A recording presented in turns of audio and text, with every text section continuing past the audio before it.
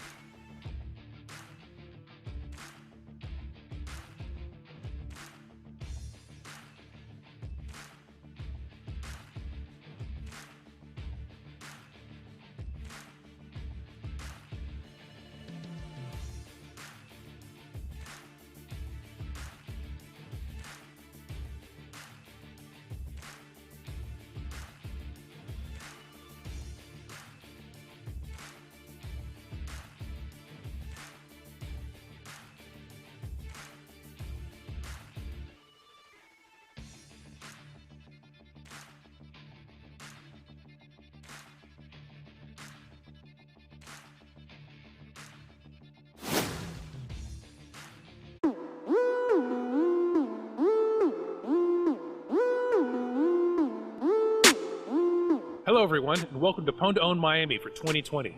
This is our first year of the event, and we've brought the world's most elite hacking contest to the ICS and SCADA community. We're here at the S4 conference in Fillmore, here in Miami Beach, Florida. We've seen some amazing research. Let's go take a look.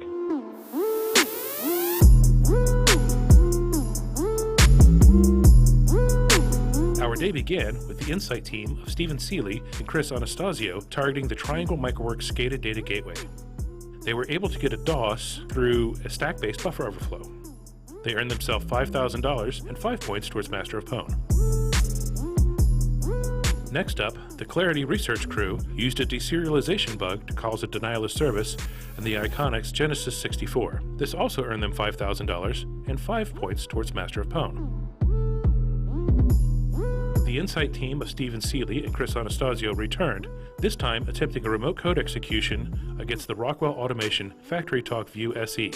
They were able to get their code execution to work, however this was only a partial win because the bug had been previously reported. Fabius Artrell made his debut in PWN2OWN, also targeting the Rockwell Automation Factory Talk View SE. He was also able to demonstrate code execution, however again it was a partial win as the bug had been previously reported.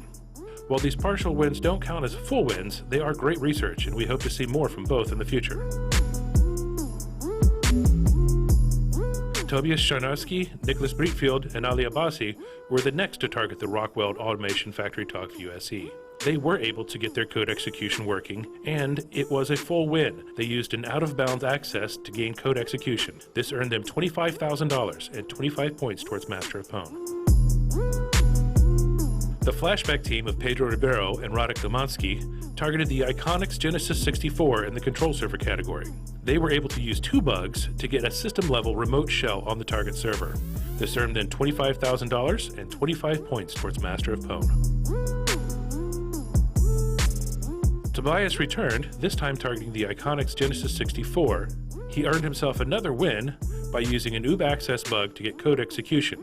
This earned them another $25,000 and 25 more points towards Master of PWN. That brings their day one total to $50,000 and 50 points in Master of PWN.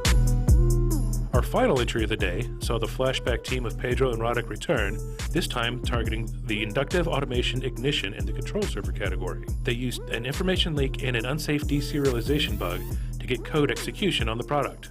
Their final effort for day one earns them another $25,000 and 25 more Master of PWN points.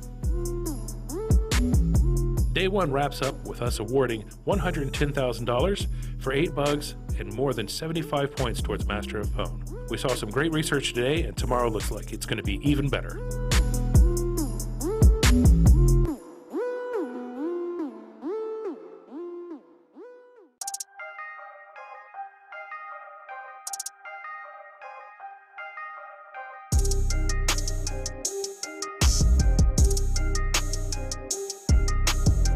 Our day two began with the Insight team of Stephen Seeley and Chris Anastasio targeting the inductive automation ignition.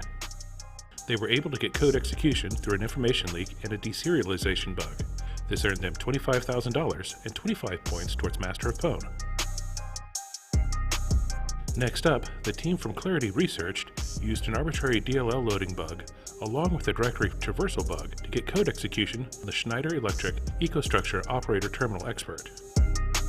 This earned them $20,000 and 20 Master of PWN points. The flashback team of Pedro Ribeiro and Radek Domansky were up next. They were targeting the Rockwell Automation Factory Talk View SE in the HMI category. They actually used a multi-bug chain to get their code execution along with continuation on the target. This earned them $25,000 and 25 more Master of PWN points. Our next competitors were Tobias Scharnowski, Nicholas Breitfield, and Ali Abbasi, targeting the inductive automation ignition in the control server category. They were able to successfully demonstrate code execution, however the bug they used had been previously reported. This counts as a partial win, but it did earn them 12.5 Master of PWN points. The crew from the Clarity research team returned, this time targeting the inductive automation ignition in the control server category. They got their code execution working and quickly, however they also used a bug that had previously been reported. Again, this counts as a partial win and earns him 12.5 Master of PWN points. The Insight team returned for the afternoon session, this time targeting the Schneider Electric EcoStruxure Operator Terminal Expert. Unfortunately, they could not get their exploit working within the time allotted. Making his PWN2OWN debut, Ben McBride of Oak Ridge National Laboratory set about targeting an information disclosure bug on the Iconics Genesis 64. Unfortunately, Ben was not able to get his bug working within the allotted time frame. Ben returned to close out day 2 with a successful demonstration against the Rockwell Automation Factory TalkView SE. However, the bug he used had been previously reported. He still earns 12.5 points towards Master of PWN and demonstrated some great research. We certainly expect great things from him in the future.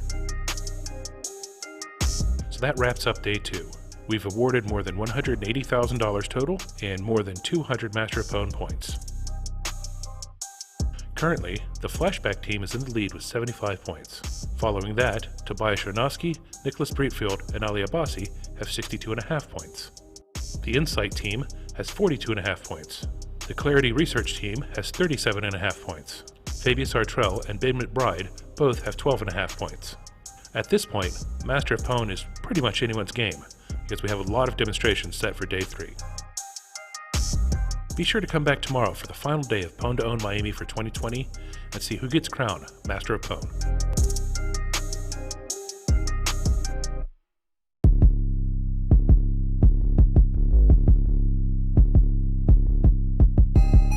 Welcome back to PWN2OWN Miami for 2020. We're entering our 3rd and final day, and we've got a whole slate of amazing research to discover.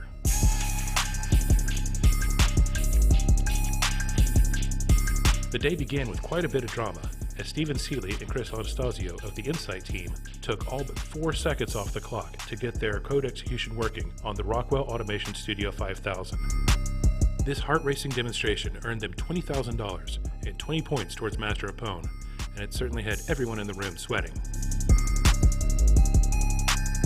Next up, the team from Clarity Research targeted a DOS exploit against the Triangle Microworks SCADA data gateway in the DNP3 category. They were able to successfully demonstrate their denial of service. However, the bug had been previously reported. This counts as a partial win and earned them 2.5 Master of PWN points. In his first PWN2OWN entry, Michael Stepankin of Veracode targeted the inductive automation ignition in the control server category. He was able to successfully demonstrate his code execution, but his bug had also been previously reported. This partial win did get him 12.5 Master of PWN points. The Insight team returned, this time with a little bit less drama. They were targeting the OPC Foundation OPC-UA.NET standard framework and were able to successfully create a denial of service condition. They earned themselves $5,000 and 5 points towards Master of PWN. Those 5 points ended up being pretty important down the road. They came right back, this time targeting the Iconics Genesis 64 in the control server category. They used a deserialization bug to get code execution with continuation. That's another $25,000 and 25 points towards Master of PWN. That put them in a commanding lead for Master of PWN with an astonishing 92.5 points in total. Clarity Research team also wasn't done. They came back to use a combination of bugs to get code execution with continuation on the Rockwell Automation Factory TalkView SE. This earned them another $25,000 and 25 points towards Master of PWN. Next up, Tobias Yarnowski, Nicholas Breitfield, and Ali Abbasi came back to target the Triangle Microworks SCADA data gateway in the DNP3 category. They were successful in getting their code execution with continuation, and this earned them $25,000 and 25 points towards Master of PWN. That puts their total at 87.5 points. Ben McBride of the Oak Ridge National Laboratory returned to target the inductive automation ignition and the control server category. He was able to demonstrate his code execution, but his bug had previously been reported. He still earns 12.5 points towards Master of PWN for this partial win. Our final entry of the entire contest was actually a PWN2OWN newcomer. Lucas Georges of Synactive took the stage to close out the contest by targeting the Rockwell Automation Factory TalkView SE in the HMI category. He was able to demonstrate his code execution, but his bug had been previously reported. He earns 12.5 Master of PWN points for this partial win. That brings to a close our first ever PWN2OWN Miami for 2020. Recapping the Master of PWN points, Lucas Georges, Michael Stepankin, and Fabius Artrell each had 12.5. Ben McBride finished with 25 points. The Clarity Research team had 65 points. The Flashback team of Pedro Ribeiro and Radek Domansky finished with 75 points. In second place, Tobias Shonarski, Nicholas Breitfield, and Ali Abbasi had 87.5 points. And the Master of PWN winner for the first ever PWN2OWN Miami goes to the Insight team of Stephen Seeley and Chris Anastasio with 92.5 points. Just 5 points separated the first and second place entries in the Master of PWN competition. What a contest! Let's hear from the contestants themselves, what they thought about the contest, and some tips for future participants. First one is don't be afraid. There are a lot of people I know congratulating me for participating, and I know these people very well. I know they're very skilled, some even more skilled than me.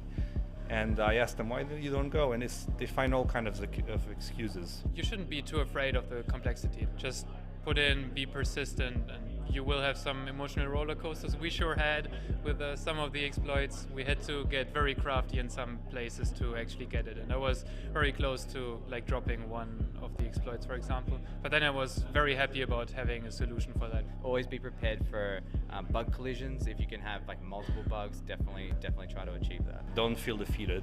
Just keep trying. You just gotta build it up. You cannot reach here and get Master of PWN. You gotta build it up slowly. Don't give up. Definitely read as much of other people's work as you can. I love that ZDI has the blog post for select exploits that they let out. There's always a ton of good info in there. That brings to a close our first ever PWN2OWN Miami. It's been an amazing contest full of some amazing research. We want to thank all of the contestants, we want to thank our host, the S4 Conference, and of course we want to thank all the vendors that participated. We'll see you in Canada in March for PWN2OWN Vancouver.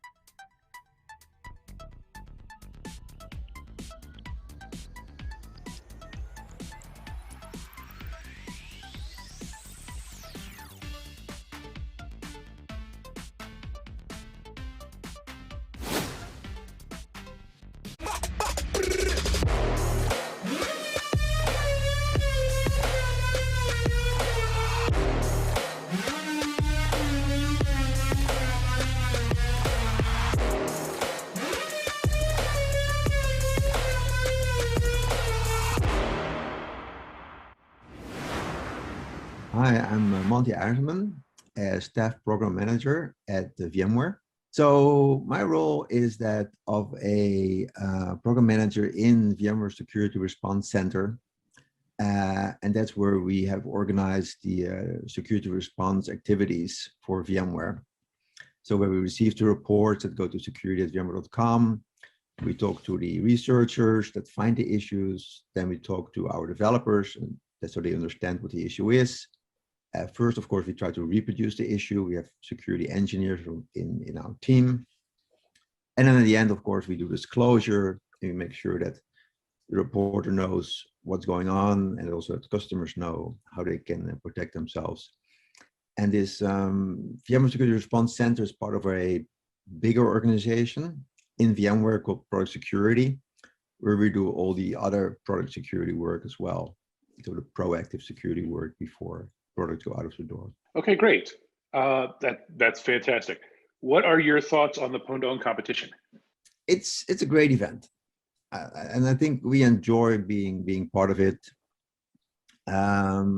It really shows that security issues are present in products and services, and it's across the board, right? There are many different types of products and services that are nowadays part of PWN and are targeted and have shown to be vulnerable to issues. And it also kind of helps organize that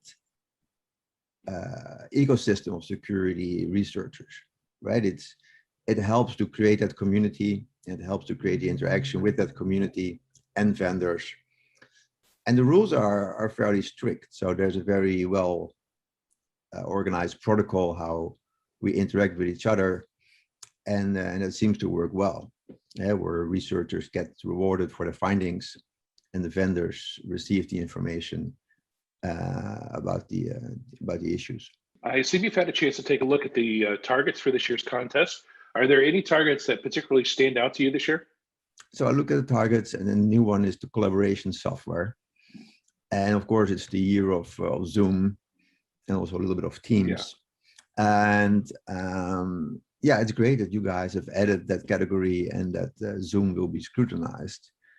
And issues in Zoom will be very personal, I think, because they could take over your Zoom session, right? Or they could get data from your laptop or your PC. So it becomes very personal, those security issues. It's no longer your company, but it's your own data and your own Zoom session that may be affected. So yeah, that could be very very interesting to see what's going to happen there. Yes, and of course, we're recording this on a Zoom call right now, so just kind of as an example of real world scenarios. Yeah, so far so good. Yes. Yeah. Well, we don't know who's listening with us. Hopefully, we'll find out. Is that particular category something you hope, or is there another target or category that you're kind of hoping to see exploited in this year's contest? Well, of course, we are in the virtualization category, so we're closely looking at that, and we are there with our peer vendors. But really, security issues are present in all kinds of applications and apps. So it would be great if each category gets attention by the researchers, and that they were able to show their findings. Great, yeah, that's what we're hoping for too, certainly. And right now, it looks like it's going to be a big show, so I think that's something we can count on. Mm-hmm. So VMware is a partner with the Zero Day Initiative for PWN this year, has been for several years. Thank you for that. Why did VMware decide to partner with ZDI for PWN? Yeah, I think this is the third year or fourth year even that we are a sponsor, an official sponsor. And we think PWN is doing great work here, and I think ZDI is doing great work here. Organizing that community of security researchers and making sure there is a good communication protocol between the security researchers and the vendors. So we want to support that effort. So we decided to be a sponsor again this year. That's great. How does VMware benefit from the PWN contest? So of course, being in a hacking contest can be a bit of a nerve-wracking event. Yes. And that's just part of the show. But we benefit in multiple ways. Of course, if something is found in our products, we have the opportunity to fix it, to test the fix, and then disclose the issue. Also, it will show where hackers are looking at, what kind of new ways they are deploying to find security issues, what are their new techniques, and which areas they find interesting. And then, of course, we will look at the function that had a problem and scrutinize that part of the product further to see if there are any adjacent problems that we can find. So that's, Okay. yeah, we do think we benefit from the event. Well, we're in agreement with that, so I'm glad you think so as well. So besides PWN2OWN, I know that's not the only thing that VMware does to engage researchers. What are some other things that VMware is doing to engage the security research community? We have, of course, our traditional way of reaching the community is through our security alias, security@vmware.com. That's where we monitor for incoming reports, and we will collaborate with security researchers that submit a report, and we talk with them on the findings. The other thing is we have an annual security conference called MoosCon, which is an in-house conference with an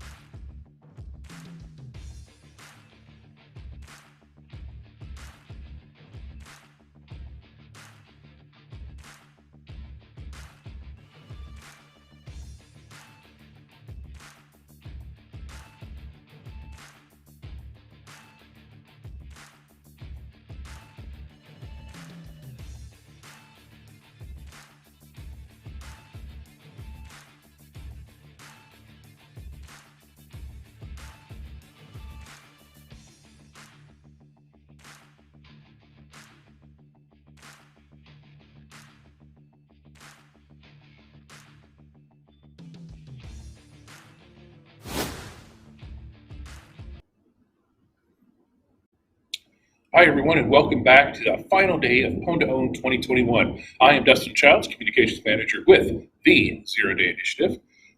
Coming up next is we've got our final attempt on Microsoft Exchange Server from Stephen Seeley. He is going to attempt to get code execution. He's a former PWN2OWN winner, Master of PWN at PWN2OWN Miami 2020.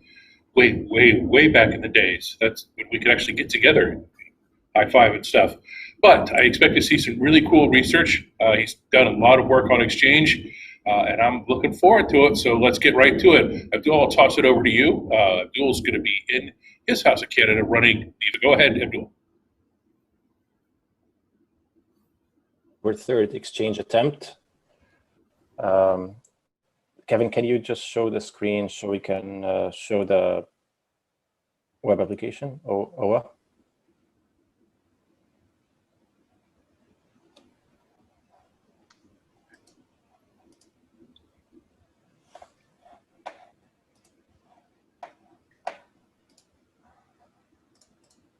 All right. So you can stop sharing now, Kevin. Basically, Steven, what should we expect once we run the exploit? It should be popping some MS Paints and hopefully a reverse shell if everything goes well. Okay, MS Paint, it's a little bit of a change, which is nice. All right, Kevin, can you start the timer, please? 3, 2, 1, go. So traditionally, researchers will pop calc. I think it's a nice touch to pop paint instead. Oh.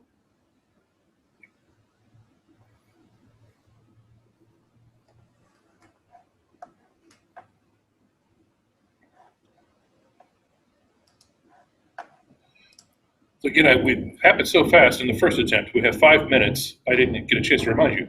5-minute attempts, 3 5-minute attempts within a 20-minute window. That constitutes one PWN2OWN entry.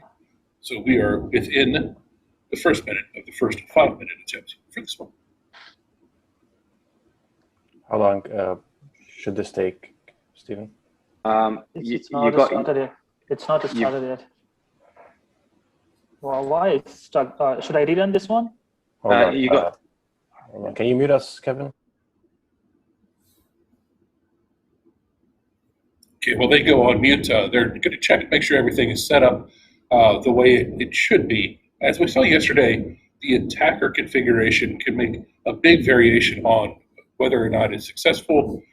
So we are actually running the attack ourselves. It's a change since we've gone to the virtual thing.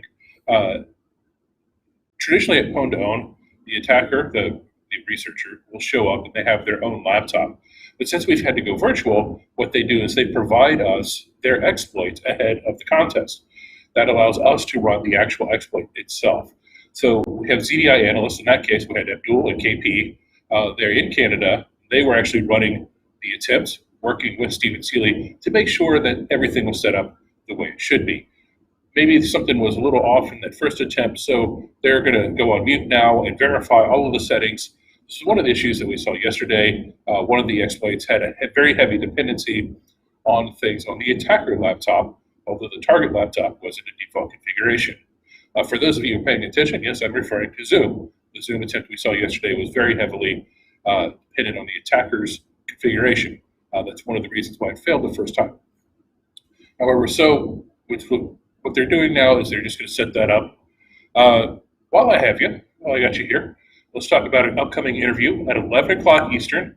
We're going to have a great interview with Chris Valasek, a very prominent researcher. He's done a lot of great work. I'm looking forward to it. I haven't actually seen it. I've heard that it's been edited to the point where it's family friendly, so we got that going for us, which is nice. But it'll look great. So stick around in between the attempts. This one's going to take us an hour and a half to deconflict because there's a lot to do with Exchange, obviously. Looks like we're down to 2 minutes on our first attempt. And again, we get a total of 3 attempts within that 20-minute window.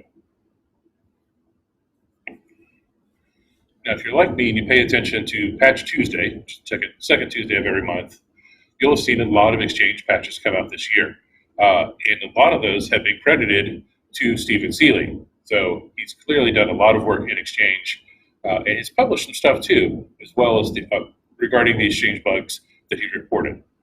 So I truly think we're going to see something pretty interesting here once we get everything just straightened out just so.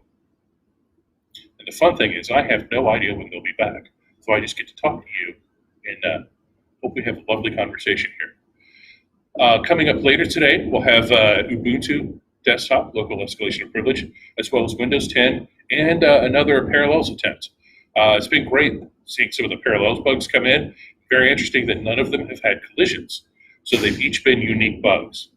That's one of the things about PWN that I've mentioned several times is we are truly a zero-day conference, meaning that it's a real zero-day, meaning we don't know about it, the vendor doesn't know about it, just the researcher, just the participant from PWN. And also, trophy again, I always glance that, really cool. Next time I will get the name of the artist who actually put this together, and I'll pull out, we have the one from PWN2OWN Tokyo in the fall. It was our first one that we did with the artist. That's actually here in the building, so maybe I'll pull that out and set it. You can see the evolution of, the one to the next one. This one's so cool. It's one of those things where it's like, oh no, now what do we do? Because how do we top this? This is such a cool trophy. It's such a cool piece of art that I have no idea how we're going to top it. But in any case, looks like we are out of time on that first attempt. So they will reset the clock, and when Abdul says, they will start the second attempt. When it comes to being pressure under the clock, Stephen is, he's no stranger to it. Going back to PWN Miami in 2020, it was an attempt from Stephen, I believe on Rockwell Automation. You'll have to check my blogs to find out on which one it was. But they literally used 19 minutes and 58 seconds of the clock before they finally got it to succeed. And it was tense. There were a lot of people in the room, which, okay, first of all, we say that today, there were a lot of people in the room. How crazy does that sound? But there were a lot of people in the room, and we were all, I think, collectively holding our breaths, waiting for that last confirmation, watching them there on the stage, and we confirmed with 2 seconds left, and it was great. There was applause, people screaming. I think someone fainted. It was amazing. A lot of fun back at when we were together. Down to under 14 minutes for the overall attempt. If you're not familiar with PWN Miami, PWN Miami focuses on industrial control systems and SCADA products. So that's our newest version of PWN. PWN, this normally in Vancouver. We're in Austin right now, and had planned to be in Toronto as well until viruses had different plans for us. But PWN Vancouver focuses on enterprise products and automobiles. PWN Tokyo, formerly known as Mobile PWN, focuses on consumer products. Really, it started with phones and handsets, and then we've branched out from there to wearables. We had watches, we had wireless routers, we have televisions. Now we included network-attached storage devices. This last PWN Tokyo, that was interesting. My own personal NAS, the same model, not mine, was compromised at PWN Tokyo, so that was good. I applied that patch when it came out. But then PWN Miami was added in 2020 to go along with the S4 conference and take a look at industrial control systems and SCADA products. What a great time we had, I think. Okay. We are ready. Okay, hold on. Kevin, can you unmute us and unmute Dustin, please?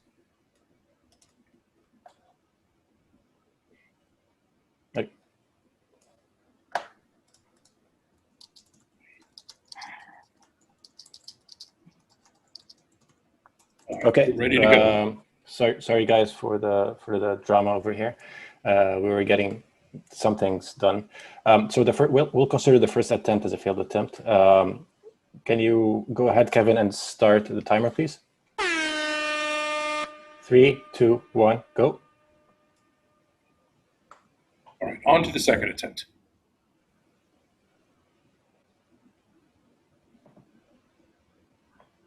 Bingo! Look at that. That sigh of relief, I think, is a different result than the expected result. I will just. Yeah, this should be fine, correct? Okay, you can go ahead, Kevin, and share the screen. I mean, Stephen, you always add a little bit of drama over here, just like Pwn2OWN Miami. So show me the good Thanks, job. Liz. This is awesome. Thank you, man. Nicely done. That definitely counts as a success. Good job. Thank you very much. You can stop. So that's great. Congratulations, Stephen. That was a successful demonstration on his second attempt. Stephen always likes to make things a little bit dramatic for us, and we appreciate that. That makes for better TV, and I'm all for it. Coming up at 11, again, there's that interview with Chris Valasek. Stay tuned for that. We're off to the disclosure room right now to talk through all of the details of this bug. Remember, it has to be 0-day, so there's still a possibility of a collision with one of the other Exchange bug or something else that may be known by Microsoft or us.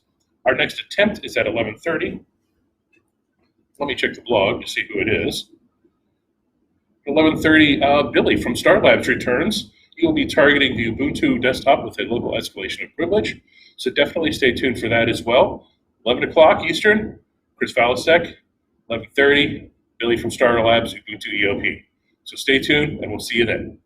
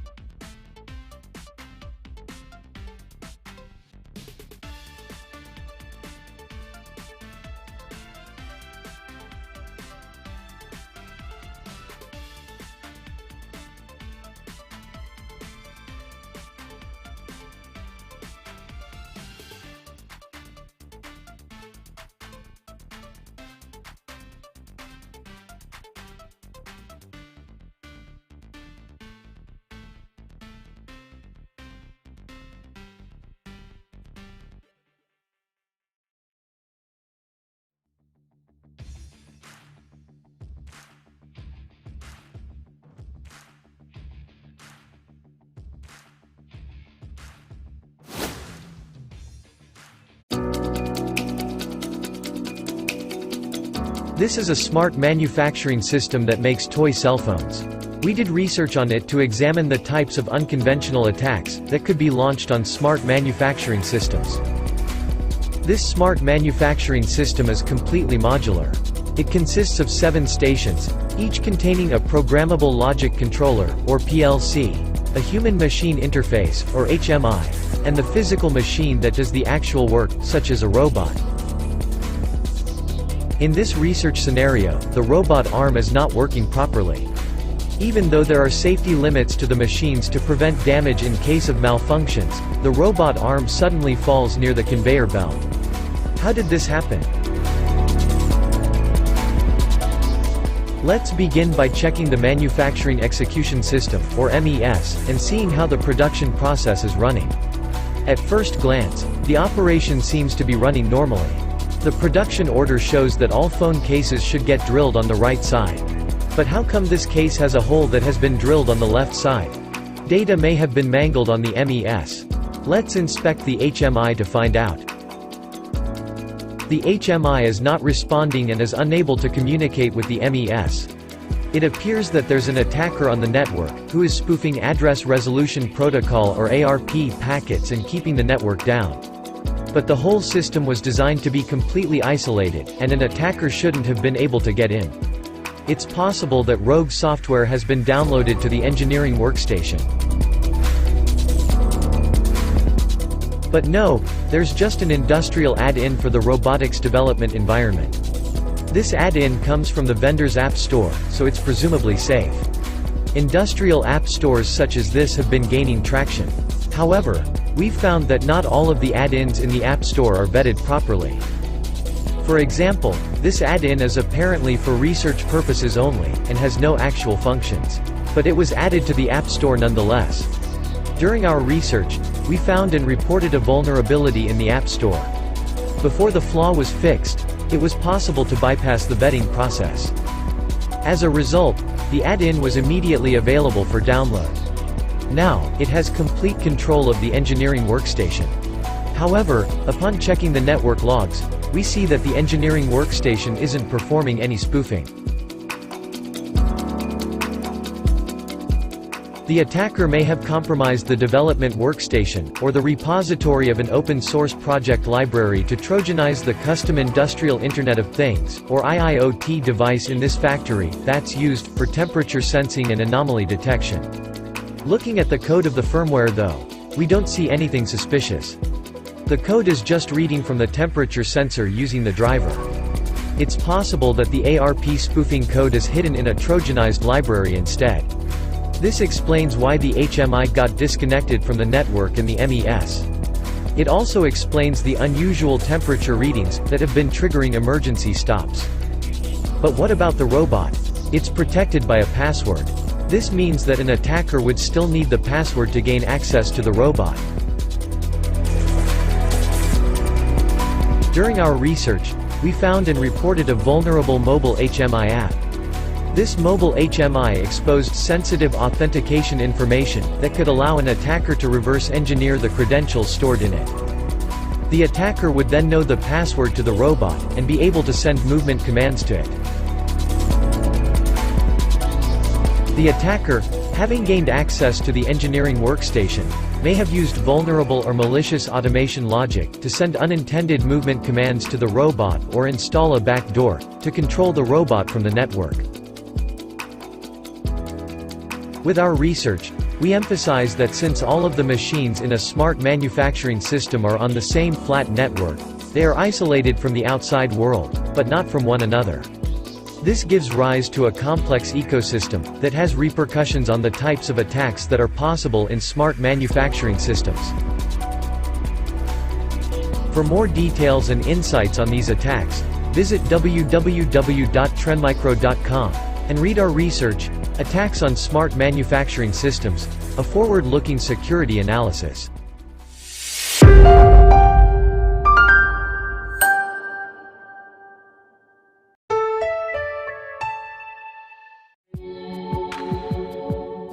What if a perfectly patched industrial machine can still harbor unknown vulnerabilities where no one is looking? What if the technology that drives these industrial machines is not limited to automation tasks, but actually allows self-propagating malware to hide in the logic?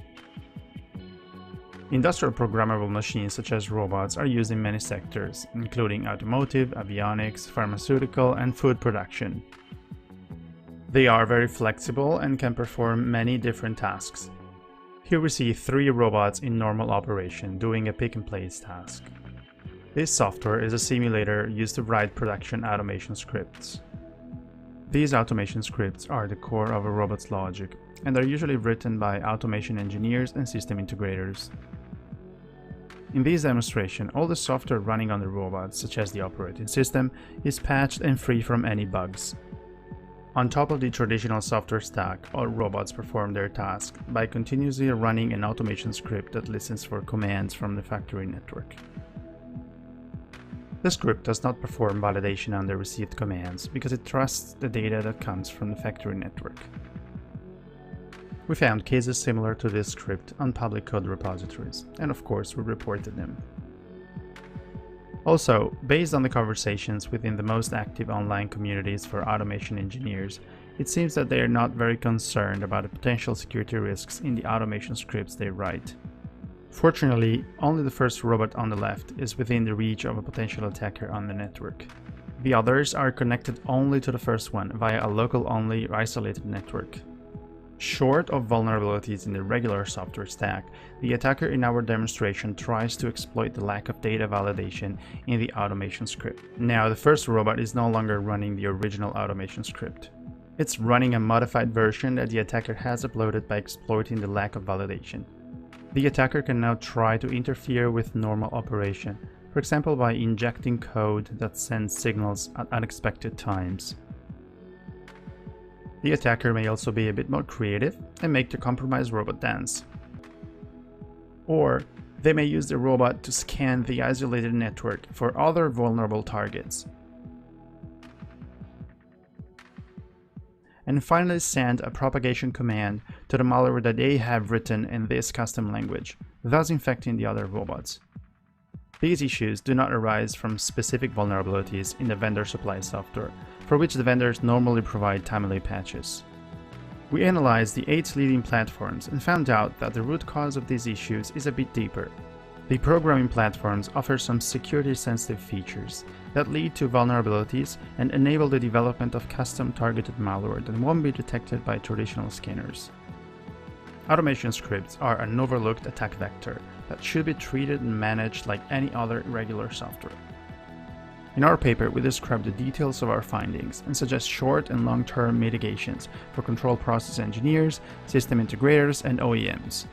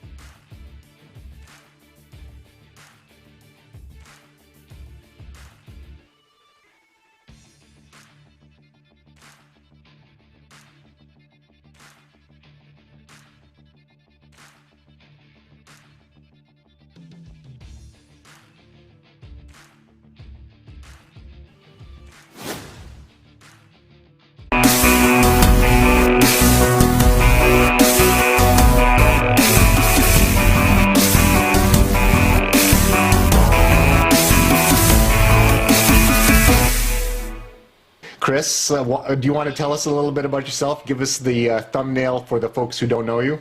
Cool. Yeah. The three out there. There's probably three. Yeah, I was going to say, if you don't know me, use the internet, look me up.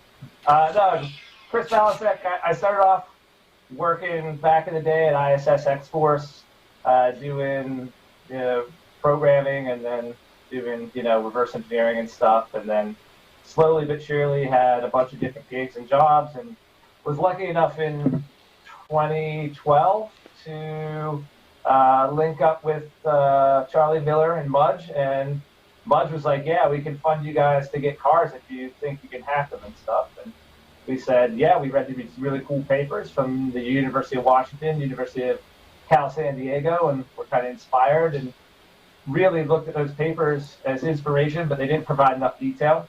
We're more the type of people, I'm the more type of person just to publish the exploit or the information, and people can figure it out for themselves. And then from there, hack cars when we were plugged into it by figuring out how the CAN bus worked and how different parts of modern technology works. And then the retort was, well, they were connected to the car. So took that to heart and figured out a way with Charlie to remotely compromise a Jeep to kind of control every physical aspect of the car. So that's the quick one. So, I mean, you've probably done this. Tell us a little. I think there was a bunch of stuff in there about you guys actually getting into the guts of the car and getting access to a prototype. That was part of the story for me, is because it was really different. Nobody taken apart and really kind of tried to attach analyzers to the guts of working cars like mechanics. Tell us a little bit about that. Yeah, I mean, it's a hard field to get into because most people have their car and you don't want to rip it to shreds and ruin everything. Lucky for us, we had cars that were bought from DARPA, and we didn't care about these cars. So we would just completely tear apart, not only to, you can get normal access from a diagnostic port, but we also wanted to analyze traffic on, more segregated pieces of the vehicle network and analyze that and figure out how that linked everything together with how the vehicle would work. And, for example, capturing all the traffic for the car parking itself, the Toyota Prius, like that's how we figured out how to control steering, right? So we wrote a bunch of our own software and used these things called ECOM cables. I'm sure there's way better tools out now, but that's what we had at the time. And wrote our own software to capture traffic and then replay it, and then wrote our own analyzers to try to figure out which traffic was actual important to us, as in they make the wheel twitch or something like that. So that was a part that was good. So you would go on a mechanics website and it would tell you in 103 easy steps, here's how to dismantle your dash. And I was like, nah, I just got a Dremel and cut it all open and then ripped everything out because this car, to my knowledge, was going to go back to Mudge at some point, so I didn't care what the condition was. That's great. Yes, here, let's ask you the geeky questions. What kind of analyzers and what kind of things? I mean, those days, CAN bus analyzers and things were pretty rudimentary. You can get some fancier tools these days, but you guys said you had to write a lot of your own. Was that one of the big challenges? Yeah, it wasn't the biggest challenge. It was just time consuming. So we used this thing called an ECOM cable, mainly because we could get them relatively inexpensive. I want to say they were a couple $100. So they would sell you one cable for $1,200 that had exposed wires, or they would sell you a cable that had the automotive connector for $200. So we'll just buy the $200 ones and clip the end off and take the wires out ourselves and make an attacher. So that's how we got those, because they were affordable. And then they basically had an API just to read and write CAN frames, and we wrote a bunch of C code. I actually wrote most of the C code on a plane with no internet, and I couldn't look any references up. So I used a method that we used for writing intrusion detection software at ISS, and I basically just wrote a big state machine that would read everything a byte at a time, because I knew I could do that without any references. So that's how we wrote our original code. But then we wrote Python wrappers and all this other stuff to make it easy so we could do different things on the vehicle. So let's fast forward a little bit. After you guys showed that exploit to a bunch of folks, that's when kind of everybody started pulling out their hair, and you got controlled the steering. So tell us a little bit about the aftermath of all that. So we're still talking the first one, right? We're talking pre-Jeep. So the pre-Jeep stuff was, I think the computer hacker people were nodding their heads saying like, okay, yeah, we get it. If you can get into the soft inner core, you can make the vehicle do stuff that's pretty wild. The automotive community was a bit more dismissive. They're like, well, they were connected to the vehicle. We make sure you can't hack it remotely. And we're like, oh yeah? So luckily IOActive was nice enough to buy us a car that we could hack remotely, and then we did that. So and then after the light of slow dawning awareness came on everybody, came all the media attention, all this. Give us a little sort of an overview of what happened in the industry after that, which eventually leads up to what folks are going to watch in a few minutes at PWN2OWN competition.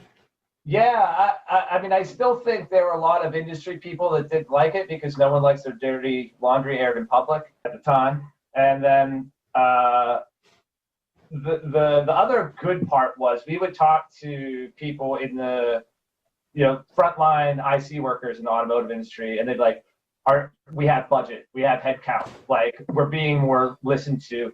So that was really reassuring, is talking to people at almost every manufacturer, and they were pretty enthused that they always said like, yeah, we think if someone could do this remotely, could control the car, and it's nice to have a video reference of that.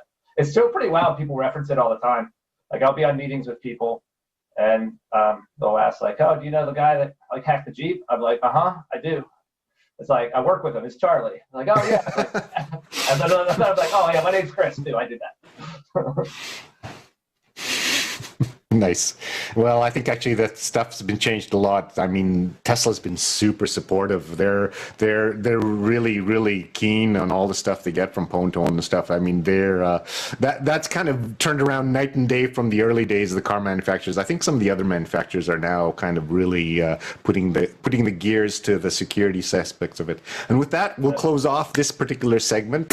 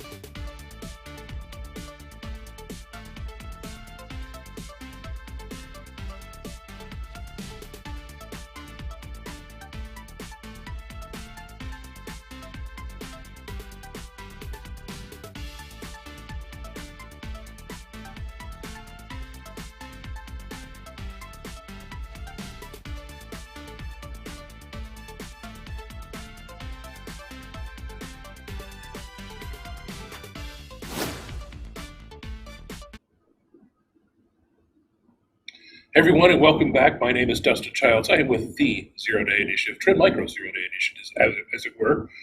Here on day 3 of PWN 2021, to recap what's happened this morning, we had an exchange attempt that was a successful demonstration. When we got to the disclosure room, we learned that a couple of unique bugs, but there was a man-in-the-middle portion of the attack, and according to the rules, that is not a full win. So great research demonstrated by Stephen Seeley. Real bugs, real nice. But not, it's a partial win only. Excuse me, a partial win is 7.5 points towards Master of Pwn. Coming up next, we've got Billy returning from Star Labs, and he will be targeting Ubuntu desktop with a local escalation of privilege. Star Labs had a couple of near misses on day 1. We'll see how Billy does today. I have faith in him. We're going to see some really cool stuff here shortly. So without any further delay, I'll hand it off to Abdul, north of the border, so he can take us through the exploit. So Abdul, it's all yours. Thank you, Dustin. All right, so Billy, what should we expect out of the exploit? It will pop a root shell. Root shell. All right, that's exciting, and it's going to do the job. Kevin, can you please turn on the timer? Right. 3, 2, 1.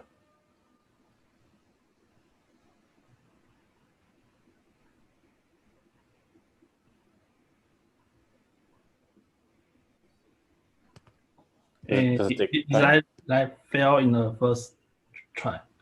Okay.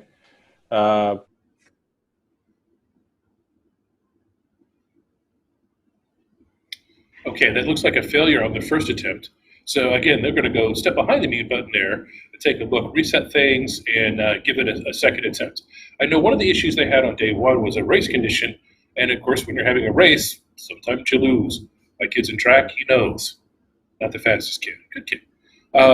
So they'll take a look at that, and I don't know what's obviously set up with this particular exploit, but we'll see how it goes. And they've got 5-minute attempts, 3 5-minute attempts within a 20-minute period. So they have plenty of time to go ahead and reset things and take a look at it. I mean, we still have just under 19 minutes left of the 20-minute exploit period. So plenty of time to take a look.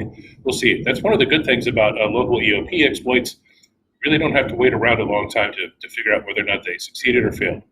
That one was pretty instant. Now, of course, the time in between is a different story. So hopefully they'll reset, maybe reboot the machine, maybe verify the versions. Billy also has a chance to make any changes to his code. Has to talk through that to our analyst. So he'll have to talk to Abdul and see if there's any particular code changes. Now, if this were a live event, we've seen this happen before, where someone has essentially debugged their exploit script live on the stage, on the clock, which was truly amazing. I can't type with people watching me, so I barely type at all. But if someone's watching, forget it. It's all the typos. And this contestant was able to decode his bug not only with a room full of people watching him, but while he was on the clock at PWN, and it worked. So hopefully we'll see something similar this time. But now that we're virtual, the contestants have to provide us their exploits ahead of the contest. So any changes to those exploits have to be talked over live, on a Zoom call, which is why we have the contestants on the Zoom call while we are doing this live. If there's any problems, we're here. They jump behind a mute button. I talk on screen for a while, and they go through all of the details and make any changes necessary or any changes they feel like to try to get back. Looks like we're ready for another attempt. Yes. So this is the second attempt. Kevin, can you please turn on the timer? 3, 2, 1.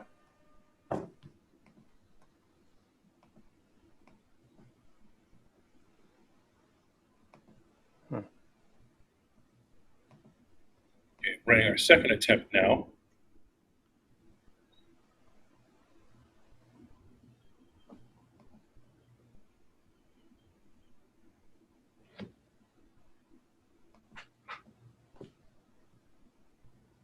It's wrong.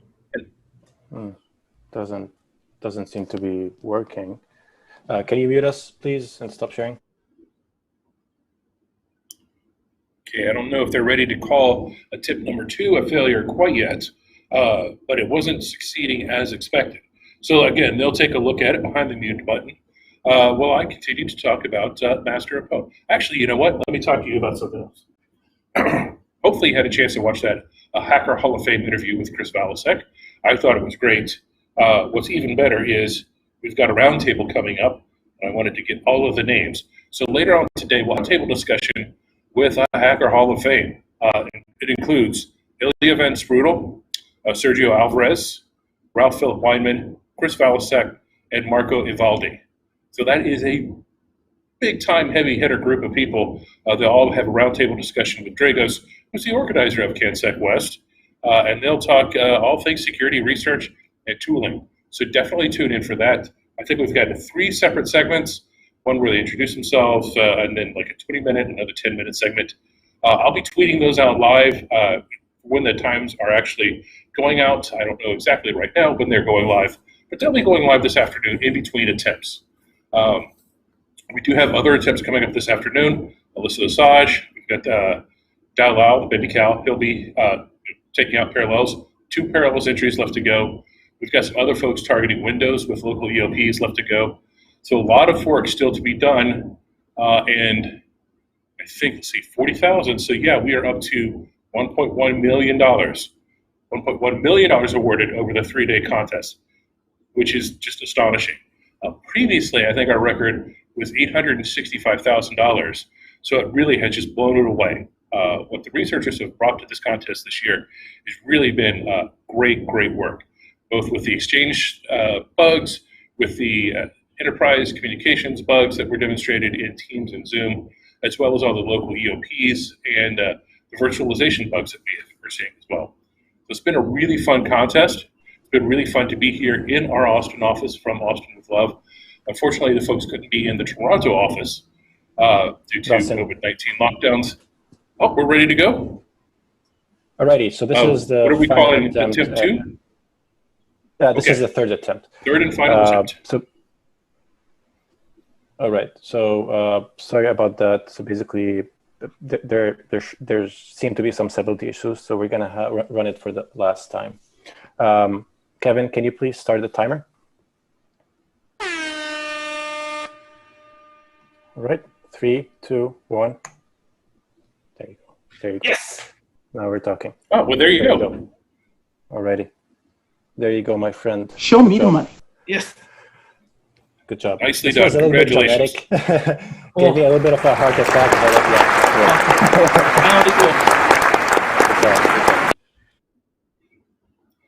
Great job. So that was fantastic. And it shows that, you can make changes, you can have stability issues, but still come back, get that 3rd attempt. And I said, a local EOP, it doesn't take long. 1 click, boom, there you go. That's the little #brown hashtag right there. It said, who am I? And it said root, and that's where you wanted to be. So that's fantastic. So congratulations to Billy. He's off to the disclosure room. If that turns out to be something unique and full win, that'll be $30,000 and 3 more points towards Master of Pwn. Let me pull out the old schedule here. Let's see who we've got coming up next. So coming up next at 13:30 Eastern, at 12:30 Eastern, Fabian Perigard of Synactive will be targeting Windows 10 with a local elevation of privilege. And that should be great too. The folks from Synactive always bring some really great research. So we're looking forward to that. Again, stay tuned for those Hacker Hall of Fame roundtable discussions. Follow us on Twitter at the ZEI, and I'll be tweeting out the specific times where those videos will air. Until then, we'll see you back here at 12:30 for Synactive and Windows 10. See you then.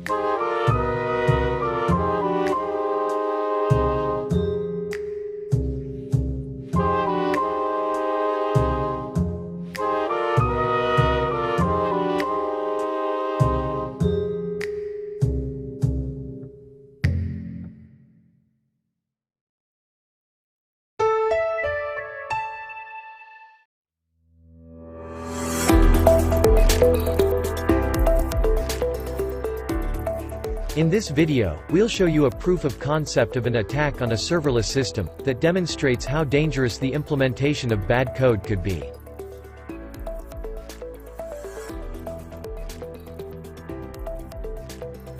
In this example, we'll show a Lambda function granted with high permissions.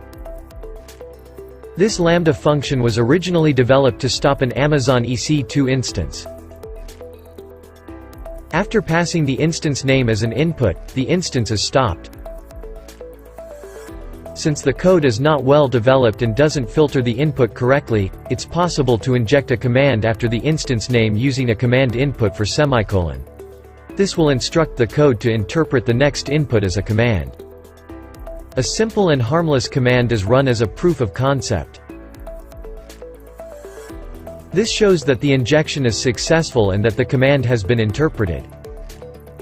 Let's do something more elaborate now. Changing the Lambda function timeout from the inside. Here, we can see that the function timeout is originally set at 2 minutes. A total of 6 commands will be run. We will download, unpack, and install the AWS CLI tool. We will also check the roles and the policies, and finally, modify the function timeout. Without the use of a proper content delivery network like Amazon CloudFront, or a third-party security tool like Trend Micro Application Security, the input is not verified or filtered. Consequently, a malicious actor can see the command line tools that the page uses via simple querying. We then inject a shell command that downloads and installs the AWS CLI tool. As a proof of concept, the CLI tool changes the function timeout to the maximum duration. From 2 minutes it is changed to 15 minutes. After the function timeout is changed, an attacker can perform other malicious activities such as privilege escalation or data exfiltration. To learn more about security considerations in serverless environments, visit www.trendmicro.com and read our research paper, Securing Weak Points in Serverless Architectures, Risks and Recommendations.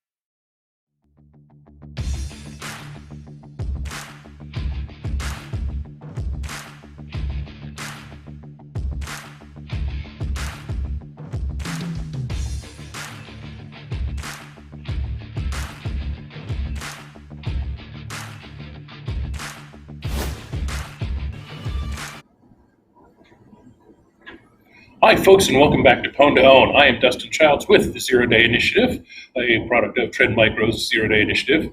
Hopefully you're hearing me a little bit better now. I know we've had some issues with microphones, so we've got something a little new to try. We'll go with that way, and if you're not hearing me at all, well, that's a completely different problem that we'll solve. If you're following along, last attempt, we had a successful demonstration of a Linux escalation of privilege. However, when we went to the disclosure room, we found that the vendor was aware of the bug, and actually they are very near to having a patch out. So that counts as a partial win. Again, we're a zero-day contest, so only 0 days matter. It has to be completely unknown, both to ZDI as well as the vendor. Coming up next, we have Fabian from Synactive. Fabian, I just immediately forgot your last name too. He will be targeting, let's see. See, as soon as I put my phone down, I forget everything. Fabian Paragon of Synactive targeting Windows 10 with a local escalation of privilege. So hopefully we'll see that. And again, shouldn't take too long to see success or failure one way or the other. But I'll hand that off to Abdul to let us know for sure. So Abdul, over to you.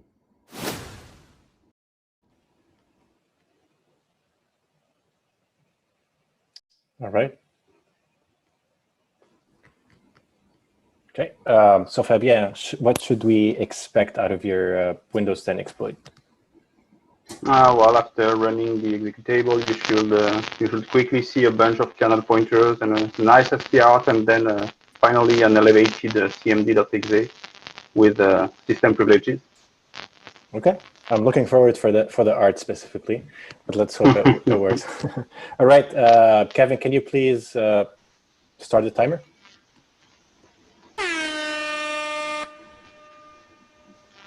All right, 3, 2, 1, let's go. Yeah, I can see the ASCII art. ASCII art is always a nice touch in any PWN2OWN entry. Oh, wow. All right. Yeah. Nice. Look at that. Nice. I'm just going to keep this like this. Just like the ASCII art. Okay, you can share the screen now, please. All right, so this is some of the ASCII art that was displayed. It's actually nice. It's a rocket. And this is the elevated privilege. So let's do, who am I? There you go. NT Authority system. That means a successful demo. Thank you. Congratulations.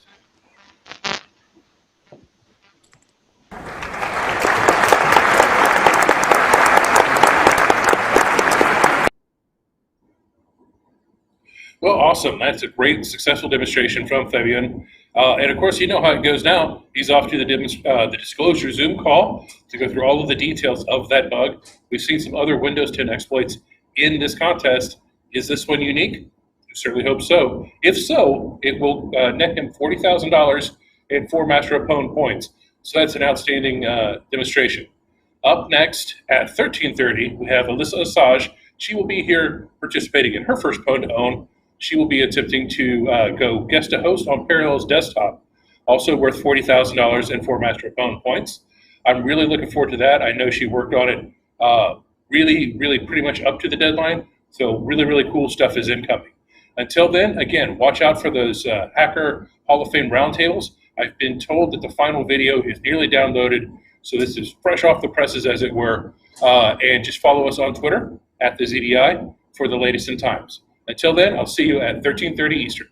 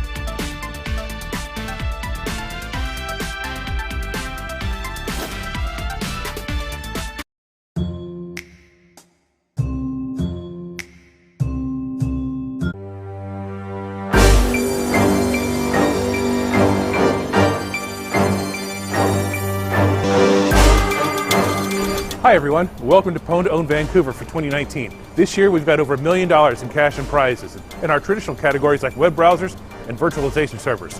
New for 2019, an automotive category with a Tesla Model 3.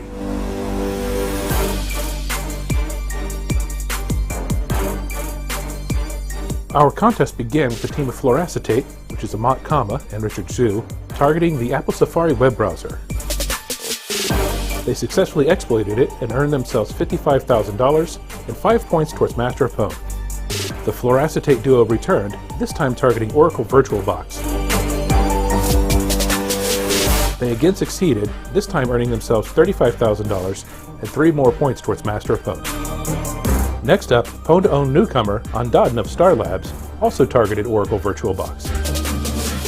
He too succeeded and earned himself $35,000 and 3 points towards Master of Pwn. In their final day 1 entry, the Fluoracetate duo targeted VMware Workstation. They were able to successfully exploit it and earn themselves another $70,000 and 7 additional Master of Pwn points. Our final entry for day 1 saw the PhoneHex and QWERTY team targeting Apple Safari with the kernel elevation. They were able to get a partial win, although they did demonstrate a complete system compromise. They earned themselves $45,000 and 4 Master of Pwn points since Apple knew of one of the bugs prior to the competition. That's it for day 1. Join us tomorrow as PWN2OWN Vancouver 2019 continues, with more targets and more great research coming. See you then.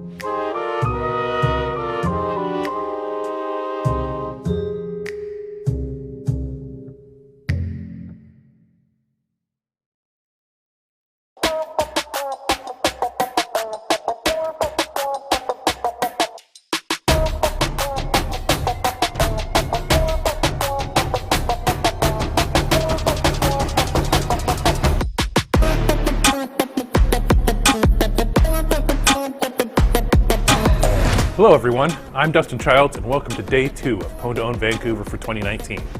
Yesterday saw us award $240,000 for 9 different bugs, and today looks like it's going to be even better. We've got 4 separate attempts with the potential of $270,000 on the table. And don't forget to join us tomorrow as well, where we introduce our newest automotive category. Our day began with the fluoracetate duo of Amat Kama and Richard Zhu targeting the Mozilla Firefox web browser. Their successful demonstration earned them another $50,000 and 5 more points towards Master of PWN. The prolific duo returned with perhaps their greatest challenge of the competition. Starting from within a VMware Workstation client, they opened Microsoft Edge and browsed to their specially crafted web page. That's all it took to go from a browser and a virtual machine client to executing code on the underlying hypervisor. The demonstration earned them $130,000 and 13 more points towards Master of PWN. That gives them a 2-day total of $340,000 and 33 points in Master of PWN. Our third attempt of the day had Nicholas Baumstark targeting the Mozilla Firefox web browser.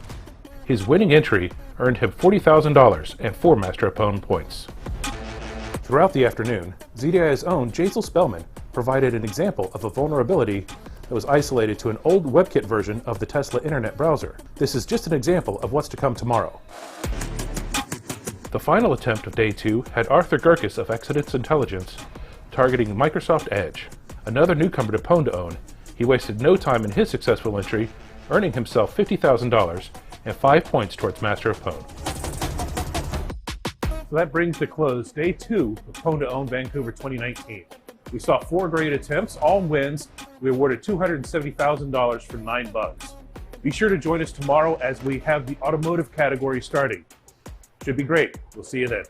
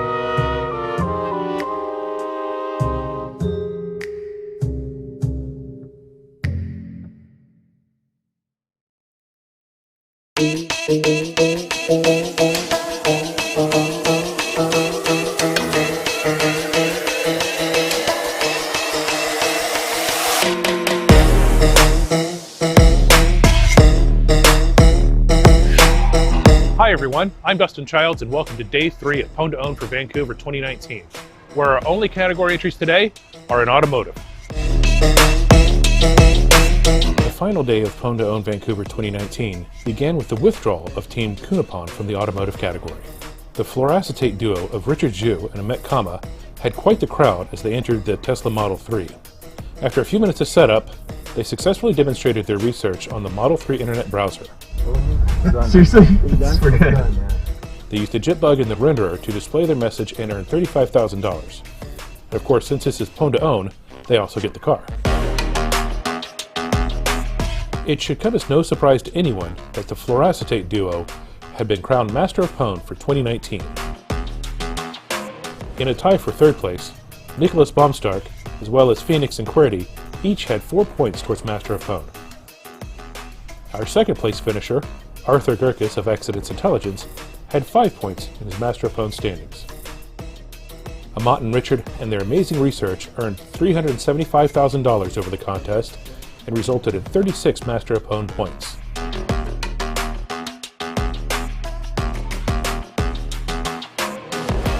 Well, that's it. That wraps up PWN2OWN Vancouver for 2019. What an amazing contest. And overall, we gave out $545,000 for 19 unique bugs. I want to thank our contestants with whom we couldn't do this.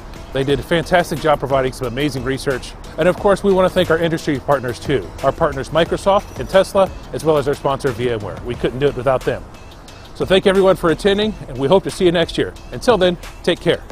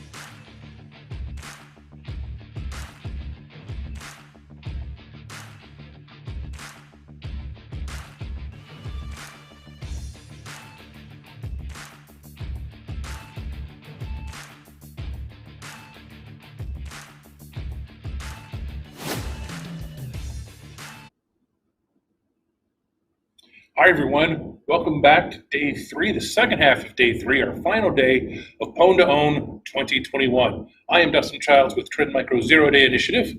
Happy to be talking to you again about some great exploits. If you didn't see on Twitter the last exploit we had, which was a Windows 10 escalation of privilege, it's also a partial win. Same thing as with Ubuntu. We had a very successful demonstration, but once we get into the disclosure room, we find out that the vendor was already aware of the bug. So again, this is a 0-day contest, and it means it must be a true 0-day. Excuse me, since Microsoft was aware of that bug, counts as a partial win, despite the really cool style points from the ASCII art, which is really nice. Hopefully, once it gets fully patched, you can release a video and show you all that really, really fun stuff. Up next, we have another entry in our virtualization category. This is Alyssa Assange targeting the Parallels desktop, and I know she's worked on this. I think that we're about to see some really cool stuff. So with that, I'll go ahead and toss it over to our friends up north. Abdul, go ahead and take it away, and let's get this underway.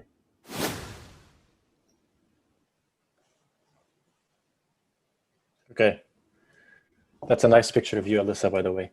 And nice background over there. By the way, Alyssa is the first female to ever participate at PWN2OWN. So yeah, thank you very much for that, and nice to have you here. So what should we expect out of this exploit, Alyssa? Basically, I will drop some malicious payload on the host operating system, which upon execution will print some nice ASCII art in the terminal. And of course, the calculator will be launched. Awesome. Awesome. I'm looking forward to this. All right, Kevin, can you please start the timer? All right, 3, 2, 1.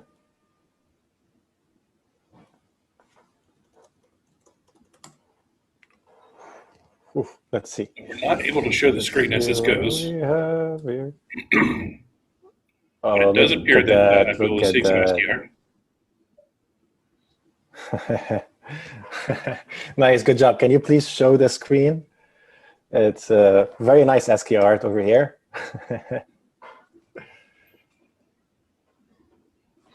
Oh, look at that. Can you stop? Show me the mic. Okay, that's it. Thank you very much. Great, that's a successful demonstration. So congratulations. Beautiful. So another successful demonstration. That was awesome, and it took no time at all for that demo to happen. So that's even better. Really stable. That speaks of a stable exploit. Of course, now we know that they're off to the demonstration. Excuse me, the demonstration. They're off to the disclosure hall. So third day of PWN2OWN, people. I mean, we're barely holding on caffeine and Shake Shack alone. So we'll make it though.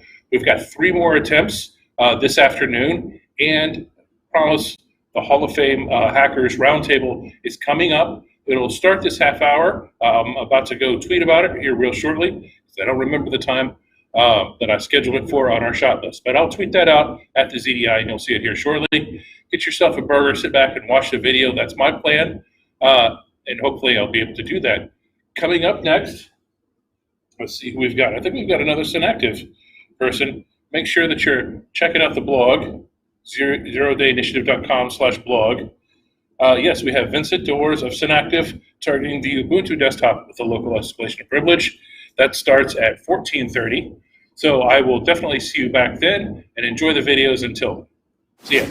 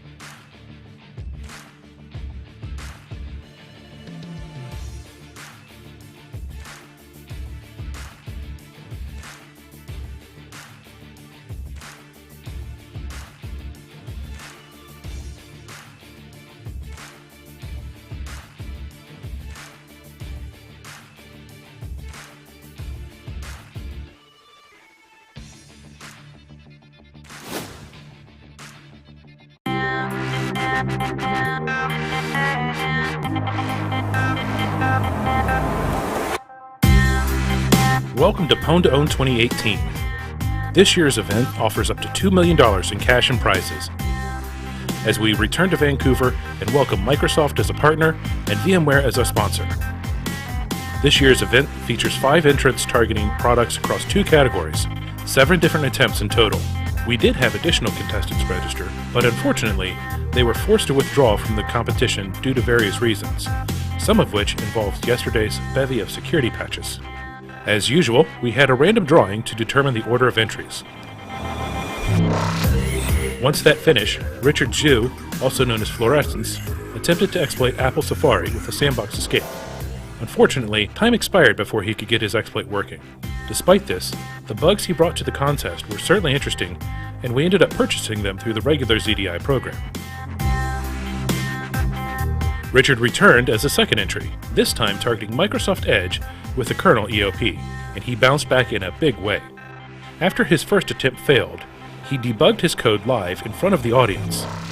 His second attempt nearly succeeded, but the target blue screen just as his shell started. His third and final attempt succeeded with only 1 minute and 37 seconds left to spare.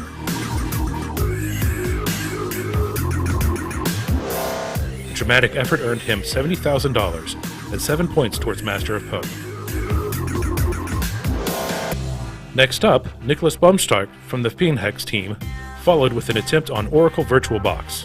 Apparently not one for added intrigue, his exploit immediately popped not 1, but 3 different calcs to indicate success. His demonstration qualified as a partial success, as he used an out-of-bounds read and a Toctile bug to earn himself $27,000 and 3 Master of PWN points. It was a great demonstration, and we look forward to more of his research in the future. Our final contestant for day 1 was Samuel Grosch, also from the Phoenix team. Last year, his Safari exploit included a touch bar component, and this year proved to be no different.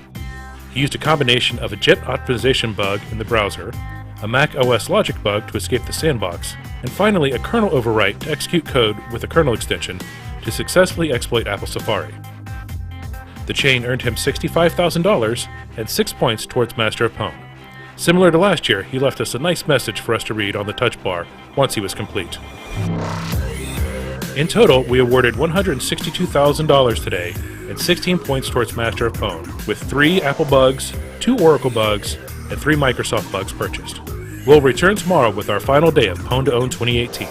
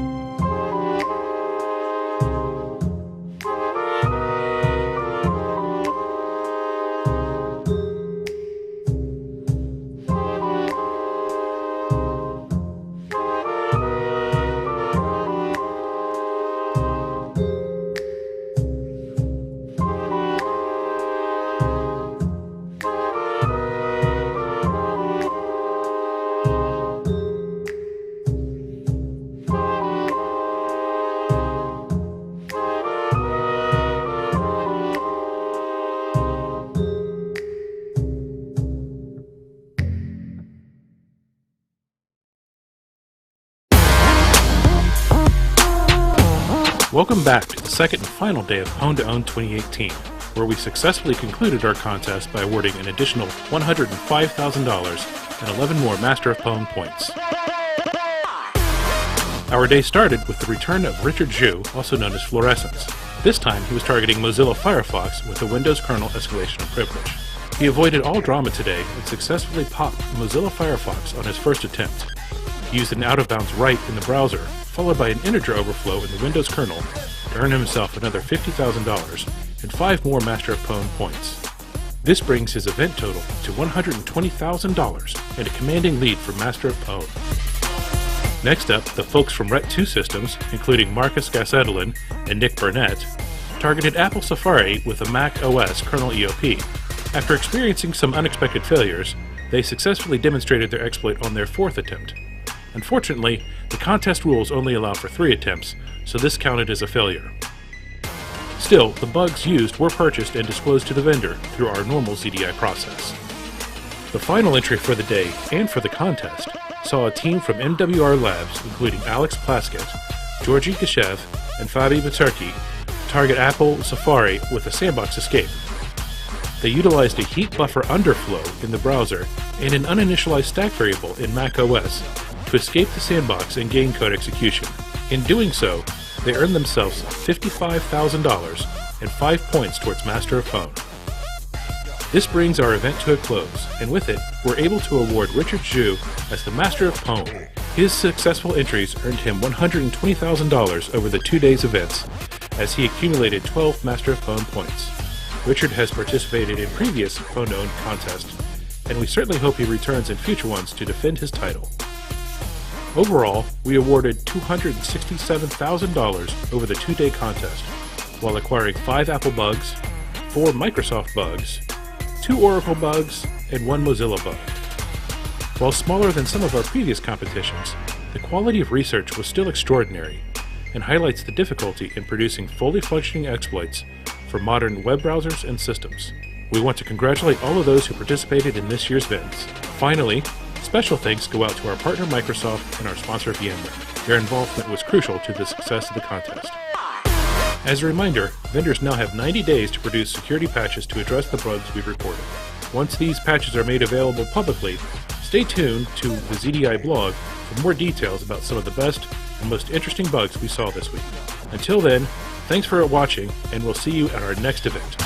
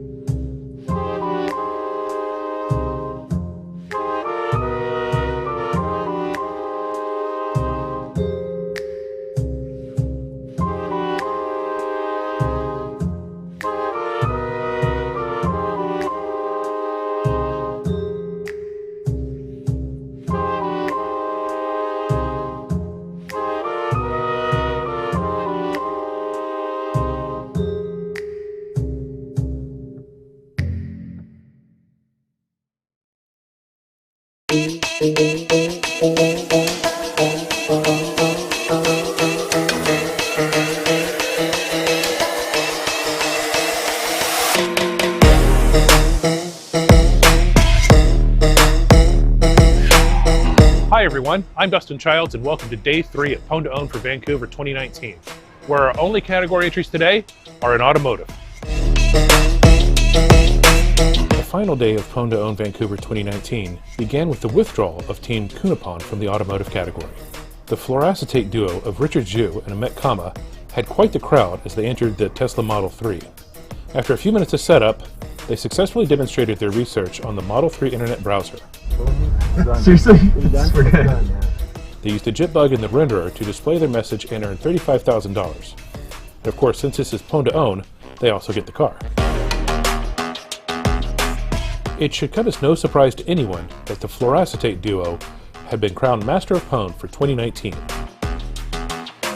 In a tie for third place, Nicholas Baumstark, as well as Phoenix and QWERTY, each had 4 points towards Master of PWN. Our second place finisher, Arthur Gurkis of Accidents Intelligence, had 5 points in his Master of PWN standings. Amat and Richard and their amazing research earned $375,000 over the contest and resulted in 36 Master of PWN points.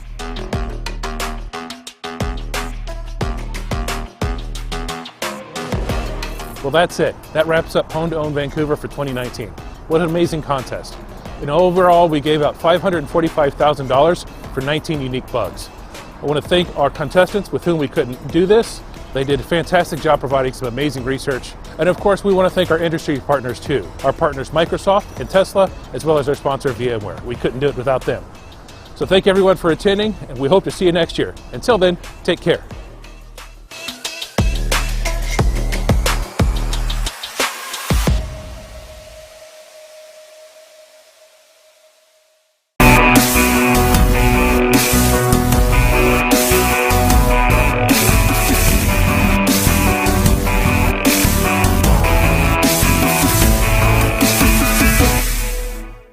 I'm your host, and we're here talking about the exploit Hall of Fame for the last decade, exploits that have moved the bar. And we have a bunch of some of the most dangerous men on the planet, I think I'd call them, because a bunch of folks who are very, very knowledgeable in this area, and we're trying to archive and document some of the unwritten verbal history of all the various papers and things that have been released, and pick out some notable ones that really moved us and moved research. So with that, let's introduce our panel: Chris Velasek, Sergio Alvarez, Marco Evaldi, Ilya Van Sprundel, and Ralph Weinman. So maybe let's go around and maybe each of you give us a little 1 or 2 sentence background of yourself. So Chris Velasek, I used to be the Windows heap guy, and now I'm car hacker guy.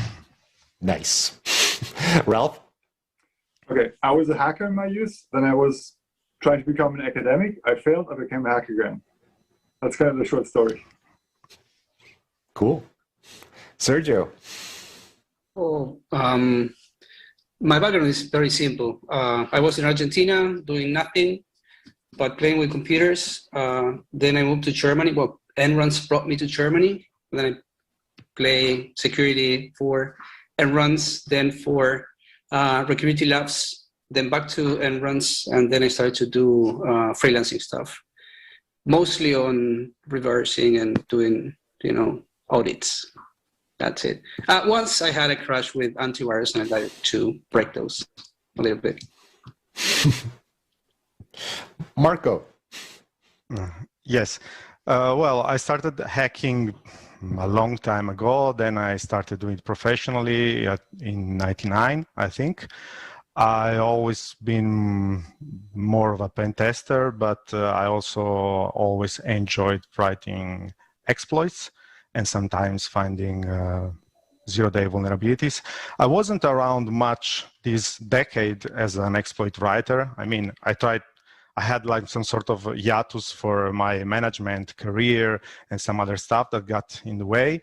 And then I started in 2018 to try to get back in shape as an exploit writer, but things have changed a lot. Everything is very much harder now than it used to be. I mean, okay, this is not related. It was the before times.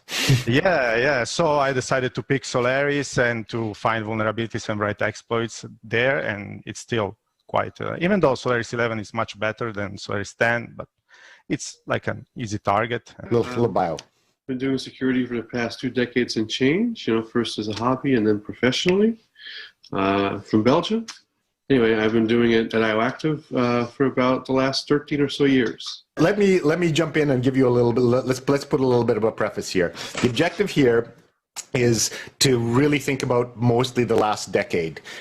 We've in PWN2OWN, we've kind of watched browser exploits, lots of things evolve, and there's a lot of history there that hasn't been documented in the exploits. So I'm trying to extract and put this stuff down for folks, and you guys have some of the most technical and focused memories of this whole of what was going on. So, we've got some history of what happened in the early days of exploits. It's Haroon Meer's paper up into about 2010, but in the last decade there's been such a huge evolution of mitigations, countermeasures, erase, and there's a lot of threads in there. It's actually quite complicated and difficult to sort out, so that's one of those things we're going to be hopefully talking about. We've also seen the lone wolf, the tour de force by Ian Beer, kind of change into a team thing, and as you have to chain the exploits together and have to put them together, it's been a whole evolution. So my goal here is to kind of document some of the unwritten history of that evolution, and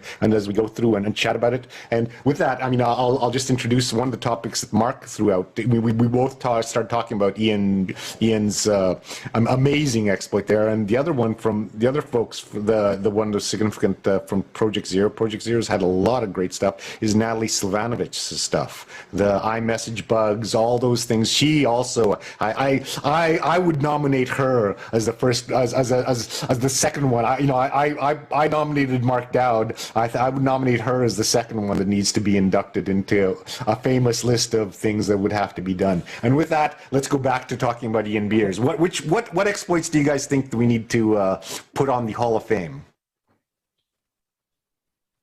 The Ian Beer one's up there for me, just because the complexity, the amount of prerequisite research required to get it to work.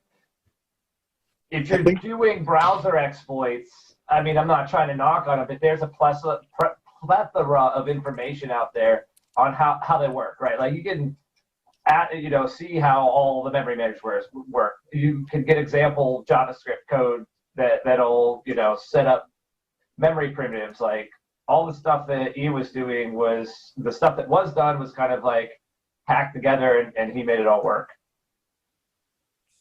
There was a big steep curve there, actually. Exactly. And I think he achieved magic at the end. Like you said, it was a Hollywood level hack. Is this kind of thing. People, whoa, is forced pairing on whatever that show was. Exactly. In the state. I've read Ralph's work and everything too. There's like just having that end up being in some Hollywood-esque thing, like, oh yeah, I can walk by your phone and pop, is the cherry on top for that whole effort. There was that TV show that Mark Rogers was the advisor on. I'm trying to remember the hacker, the Mr. Robot, maybe. Mr. Robot, that's the one. Did they do that one on Mr. Robot? I never saw the show. I saw half of the show only. Oh yeah, I thought you were gonna say CSI Cyber, of which I got to. It was canceled very quickly there. So salty, man. So salty. There was the printer hack that set on fire a whole building, something like that. I just remember that. And then, yeah. So let's talk a little bit about Rowhammer. I called it a class bug. It just said it's not just one bug; it's a whole family. Frankly, I don't think we're done with Rowhammer because there's so many other. It's going to be for years. So we're going to be finding bits we can fiddle because of adjacent circuits. Rowhammer actually fits the larger class of bugs, namely where hardware abstractions fail, right? So where you think a piece of hardware is doing A. But in reality, it's a physical thing. So it oftentimes does A, but sometimes it does B, right? And this, you have other examples for this as well, but they're harder to exploit. To go back to the Rowhammer thing, again, why it's so significant is it was. You can't say like a new type of attack because, like as Ralph pointed out, they've been around, but it popularized that type of hardware-based attack and gave people a base on which they could derive different ways to use Rowhammer as the method to change data. Right, and so that's why again, Sergio, it's an attack vector, basically. That's why it's so massive. We've all found bugs, right? But I've definitely never came up with a whole new way on how you would go about, popping boxes, leaking data, all that stuff. Change topics again a little bit because we got to be a little bit zippy here for the stream.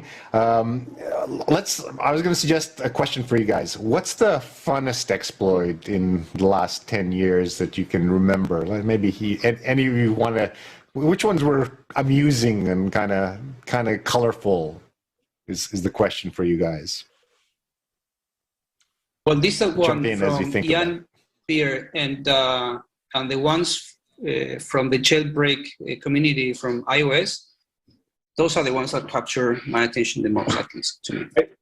I would pose the question differently, Jarvis. It's not the exploit that's amusing; it's the bugs that are amusing. Those are always the things that get. It depends. Fair point. It depends. It might be also the exploits. I was thinking about the qualies that exploited after 15 years. Exploited Qmail. Yeah. That was fun. That Qualys bug was hilarious. So, right? Because why the fuck did I not see that, right?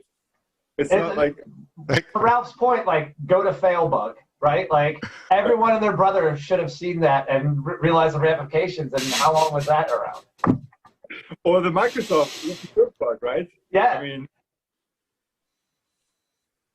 one technique that I really liked was the one from Nico Weisman, from abusing the bit mask. That was pretty cool. That one was pretty cool. I don't think I remember what you're talking about. Yeah, just Google for abusing the bit mask. It's a talk. I've seen it in another conference in Argentina, and in 2000 so I saw the presentation in 2009. Say Echo Party. We love those guys. Yeah. Okay. So yeah.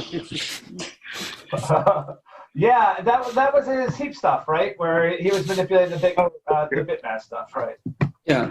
Yeah. Because he was actually asking in Twitter, what could you do with one ink in a register? What could you do with an address? So basically, you can take one byte and do an ink one. Yeah. And that was it. You remember that? Yeah. And then everyone trying to throw ideas on it. Probably he already had this exploit. Yeah, he already did. But he wanted to know what others would do. Yeah, that was fun. Yeah. I mean, that all his heat research was really good. And then, love it or hate it, at least he built it all into Immunity Debugger. So, all his knowledge got built into there for, parsing data structures and seeing that stuff. I used to talk to him about a lot back then. And then I would get advertised for jobs at Immunity constantly. Yeah, so. yeah, of course, yeah.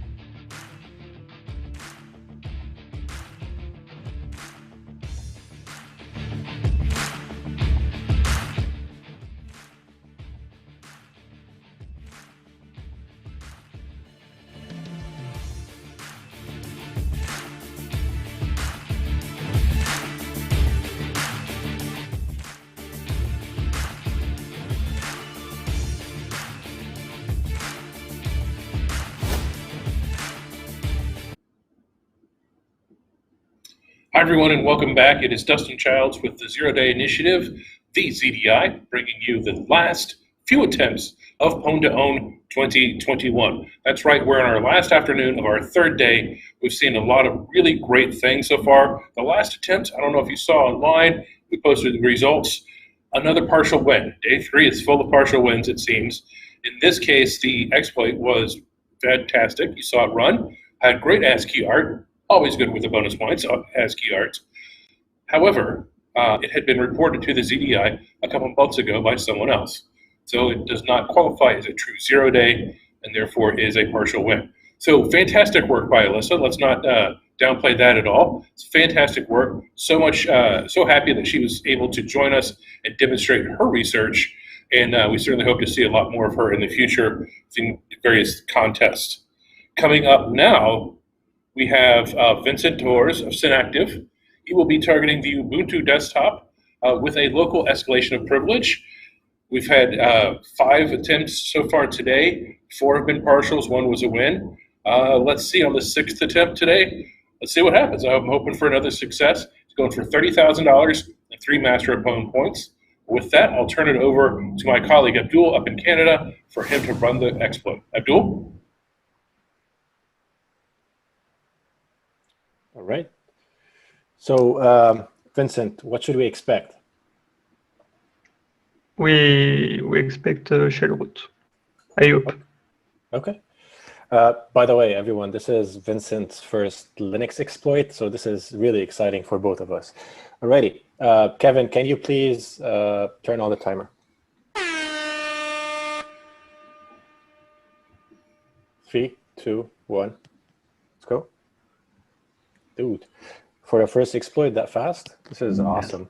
Okay, let me clear some things. All right. Can you show the screen, please?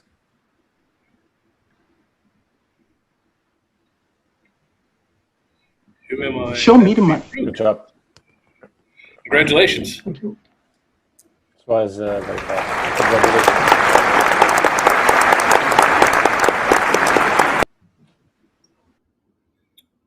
So that's another successful demonstration. That's great. That's 6 for 6 today on demonstrations. But now you know what happens. They go off to the disclosure room and the real work begins. It will go through all of the information. We'll make sure that we're not aware of it. Canonical's not aware of it. We do have them on the phone, in the Zoom calls, so we can deconflict right now. So that'll be really great. Also, I hope you enjoyed the first part of that Hacker Hall of Fame roundtable. The second part is coming up between our next attempt.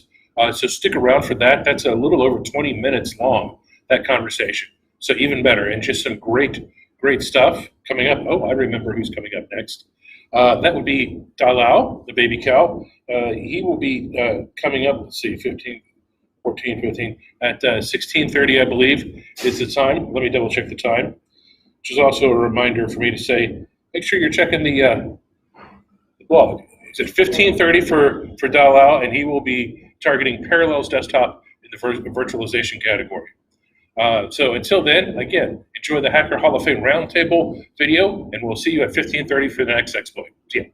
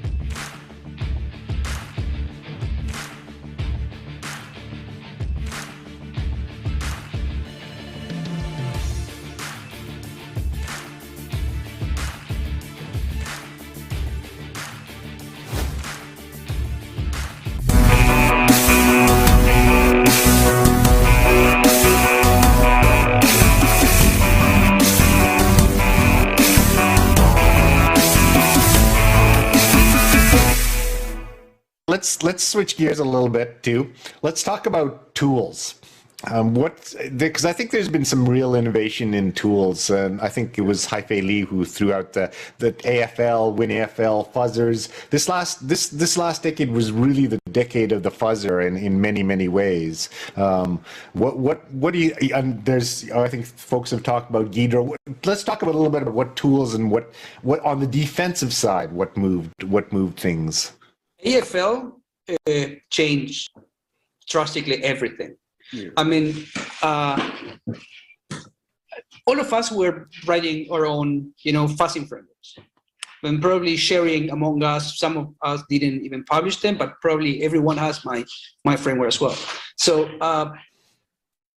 and we were, trying to evolve and trying to make things better, whether tracing, different brands and switching things as soon as it was getting deeper into the code, and suddenly AFL show up, and everything broke with it.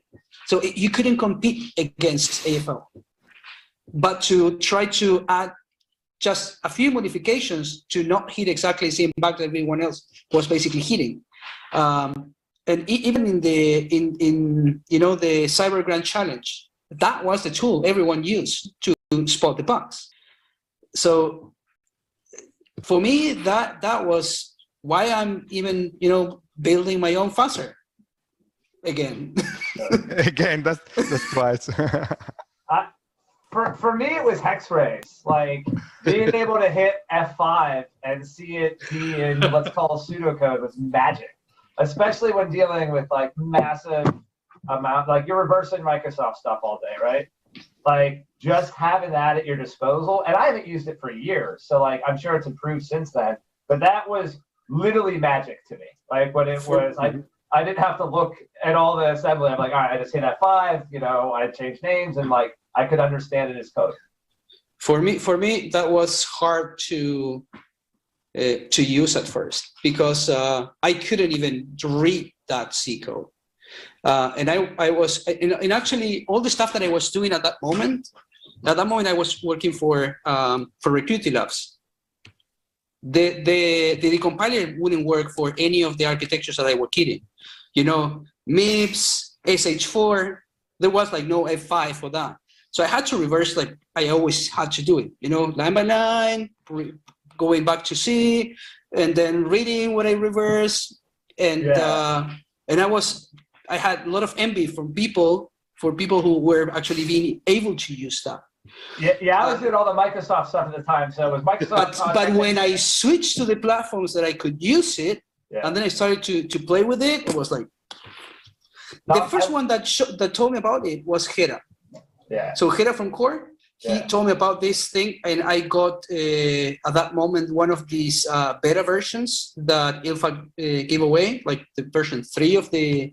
That was like not as polished as the one has been published at the beginning, but that was actually Hera told me this is going to revolutionize everything, especially reversing crypto.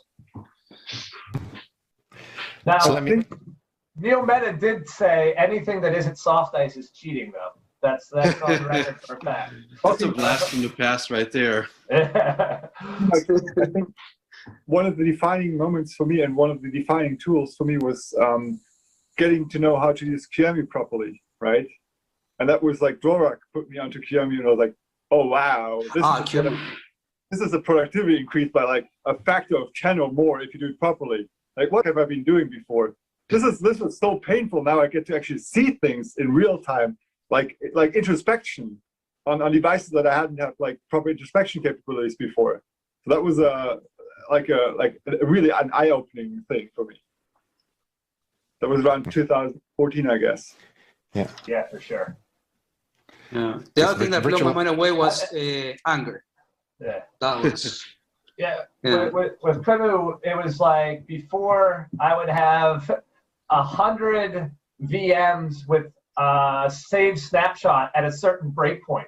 And then I could, I knew the current state of, all the registers and all the memories. I'd always revert back to it. Like it was a time vampire doing the vampire doing things that way.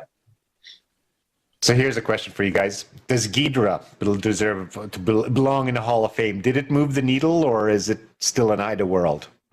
I think I wouldn't say it moved needle yet, but both Ghidra and Binja, I think what they did is they broadened the landscape. They offered competition, right?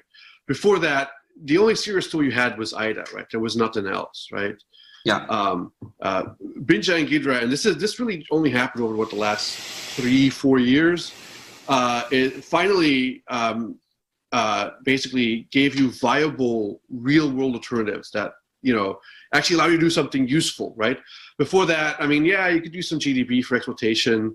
R2, and it's gotten much better, but the problem with R2 for a long time was that it was just constantly unstable. I mean, Binja and Ghidra really did sort of say, hey, you know what? You don't have to use IDA.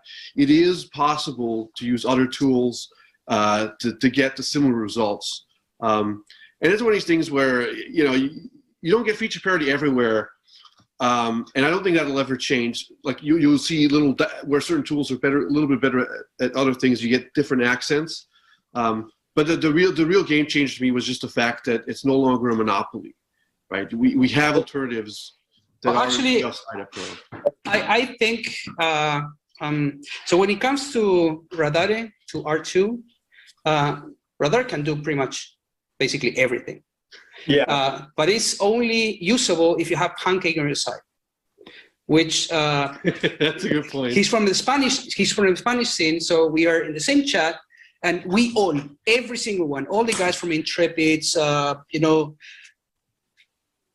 everyone loved this tool. No one uses it because it's impossible to use.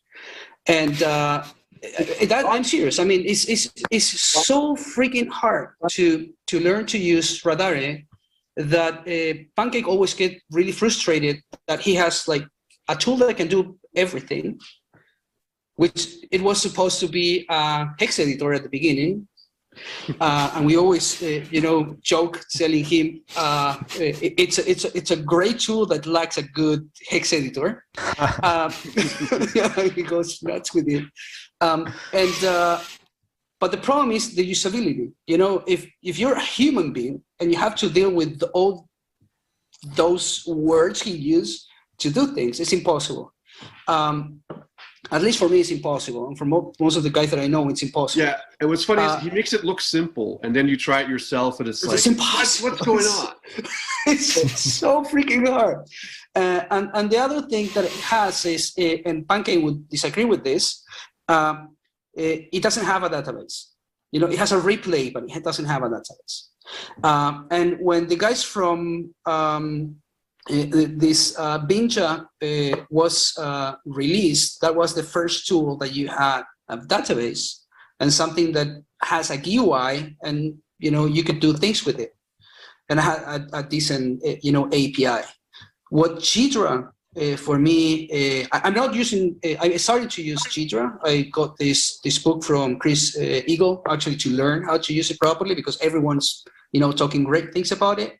But my problem is, if I had to do things, I have to get things done, and I go back to it either. That's reality. But the good thing is it's free. Before everybody had to pay a lot of money in order to be able to reverse dysentery, and now a lot of people and universities can have everyone learning and adding new features and having access to a world-class, like real good disassembler, and that's extremely powerful.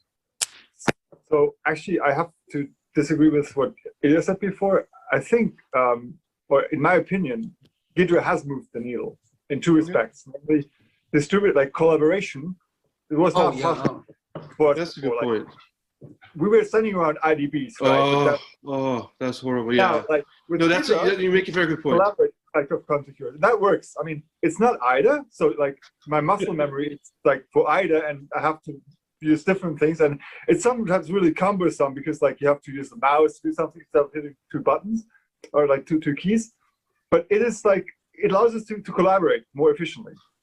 And the second thing is SLAY, this language for like CPU definitions, right? it allows you to really easily modify CPU definition. So we had a project where we were looking at some like Renesas, whatever 850, which was derived from a V850, but it was not the right kind. So it was like, there were two features, like new and like, if you put it into IDA, it was semi-okay, but not 100%. And if you put it into Gitter, it's completely broken. So it took me like a weekend, and then I had the SLAY thing fixed, and then I was able to properly decompile the whole thing, and able to find, we actually found like a bug in an IPv6 stack on this thing. So without Gitter, I wouldn't have found that, because like reading V850 assembly, yeah, I mean, we had like 2 weeks for finding this bug. I mean, it was like a humongous code base. So I spent 4 months reading V850 for all the Jeep stuff. Yeah, that was for the Harmony. This is like a anyway. So yeah, I really think like the fact that you can like just have CPU definitions written in SLAY and then decompile, that's something that has been like missing before. Good point. Yeah. Yeah, the decompiler is amazing. Yeah. So and yeah, so for the summer we're looking for interns that want to enhance the I would like to add another tool that I mentioned in email. I think Frida really deserves a place. Oh, Frida is really good. Yeah. Oh yeah, absolutely. Frida is amazing. It just made everyone's life dynamic easier. analysis. Yeah, definitely, because it's I think that's one of the common themes in all these, because one of the things I realized as I was writing some notes for this is that just all the tools that we've taken for granted that we didn't have 10 years ago. So Frida is not a great example, right? Where it's not that we didn't have the capabilities of Frida before. It's just Frida makes it easy. It gives you such a simple and useful interface. You can, never having used Frida, you can take 20 minutes and you can be up and running and start doing things that otherwise would have taken you at least hours, certainly a weekend, and sometimes even more days and weeks, right? So, Intel PIN tools, right? Like how you couldn't just use Intel PIN, like it was. You had to learn all that shit. Exactly, that was a huge pain in the ass, right? And that's you see that coming back in Frida. You see that coming back in AFL, right? Because the problem with AFL was, like, there were similar tools. If you look at the academic space of some fuzzing, there were some tools that could do more or less similar things, but they were a huge pain in the ass to set up, and they didn't have Elcom Tough's kind of feel to it, right? So there was a tool like AFL that was that Microsoft made themselves, which they never released. We're talking about 2007, 2008. And that thing, literally, if you look at when they used this thing for the first time in Vista, found thousands and thousands of bugs, right? So if you were around there, you could see the change, right? And it took a few years for AFL to come out, which isn't quite the same, but it does similar things. And then, AFL broke just everything. But the really cool thing is that AFL was simple, right? Anybody can use it, right? It's this thing where 20 minutes you can get it set up, you compile your thing, and it just breaks, right?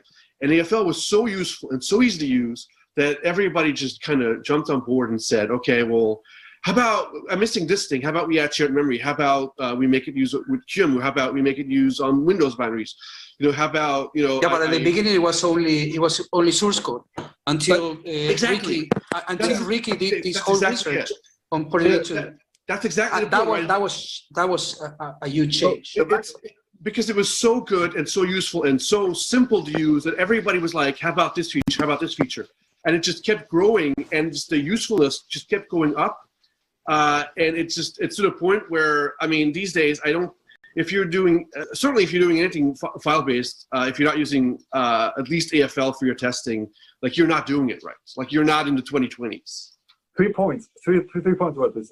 So the first thing, like, yes, there were a lot of people who were writing fuzzers in the academic space. Most of them didn't actually release their code. They released papers and not code. That's true, but there were enough, like Otto Dafe, and there were a few others. Like, there was plenty of plenty of them that did. They just were a pain in the ass to use. Did they use feedback, like feedback-driven, like coverage-based fuzzing? Yes. There's dozens of them. Okay. They just weren't on the same level as EFL. They sucked. You couldn't get them up and running.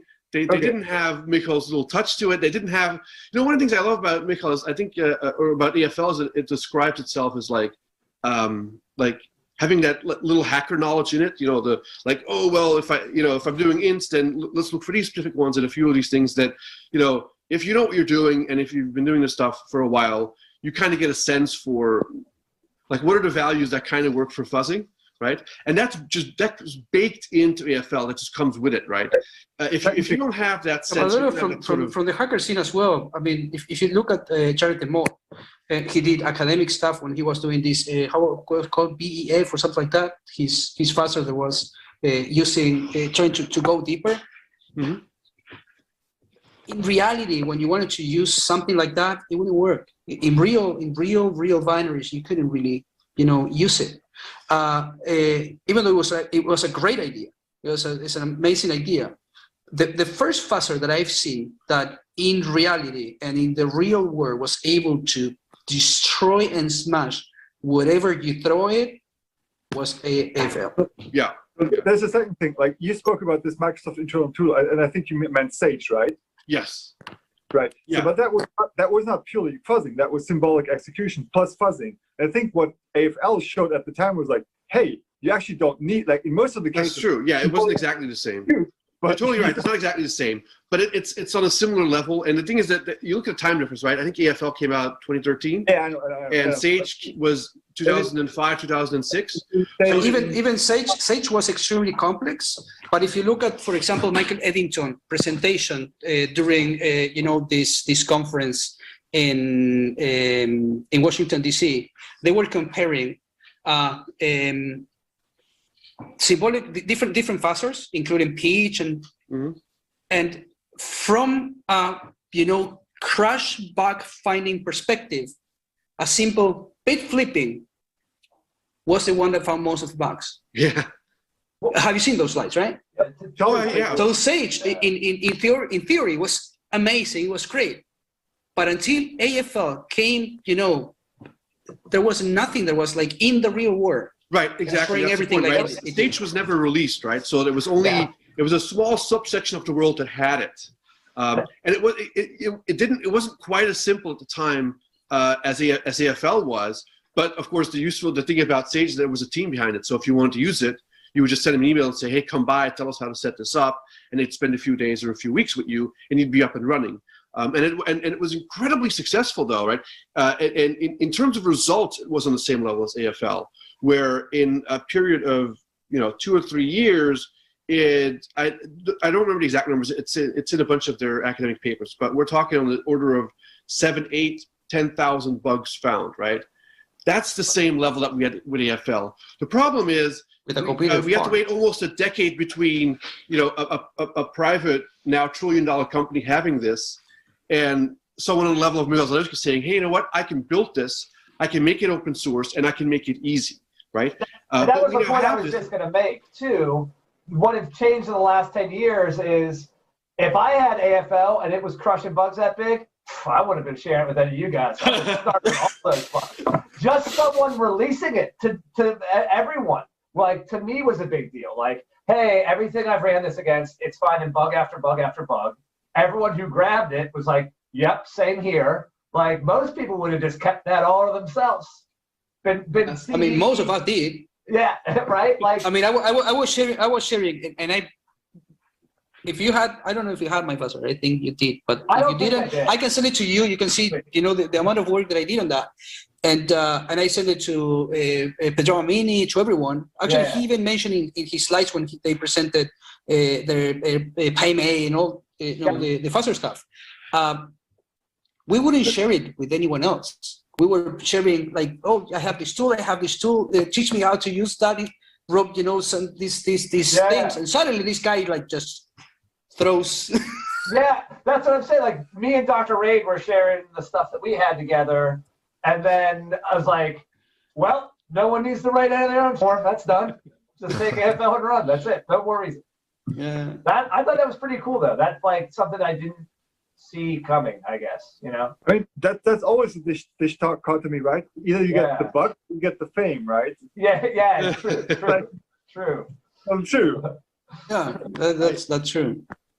Yeah, that's a good point. But that's a change we saw in the last 10 years, that people are more willing to share their tools. And I mean, clearly it pays off, right? As we saw with FreeDAS with AFL, I mean, there's some other things where the same thing happens over and over, where somebody releases a tool that's good and useful and simple, and it just changes the world, right?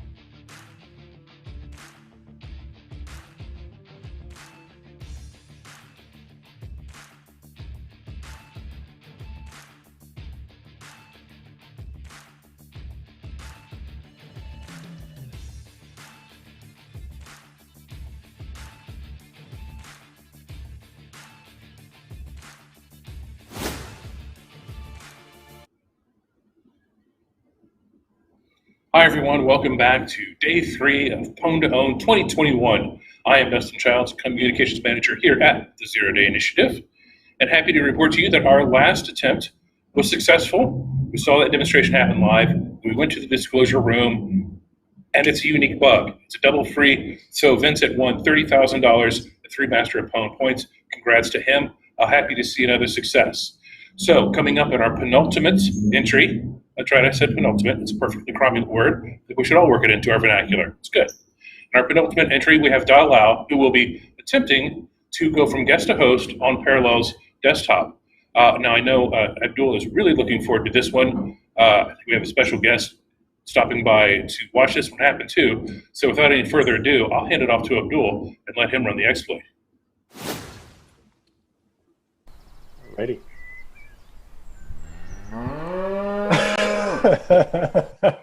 That's a nice intro right there. Oh, nice picture. Okay. So I don't have much to say about the exploit, especially since the researcher wants to be anonymous. I'll just run the exploit. If it hits, I'm just going to announce that it basically hits. And Kevin, can you please start the timer? Okay, 3, 2, 1.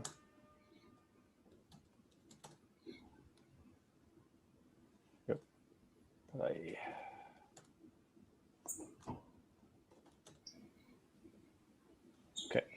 As you may have guessed, there's a little bit of history between Abdul and this particular participant.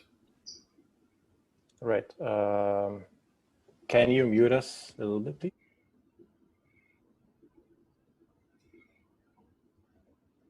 Okay, that's interesting. They're going on mute. I don't know if that means the first attempt didn't succeed or if there was just some clarifying questions as to what Abdul was looking at. Again, day 3, we should all know this by now, but I'll say it just for the newcomers. You have 3 5-minute attempts to demonstrate your exploit within a 20-minute time period. We're currently now sitting at 19 minutes of that 20-minute time period. If there's a failure in your first attempt, you do get 2 other tries. You can also make changes to your exploit if you want to. Some exploits have stability issues. Sometimes it's a race condition and you just have to try again. Sometimes there's issues with compatibility between different laptops.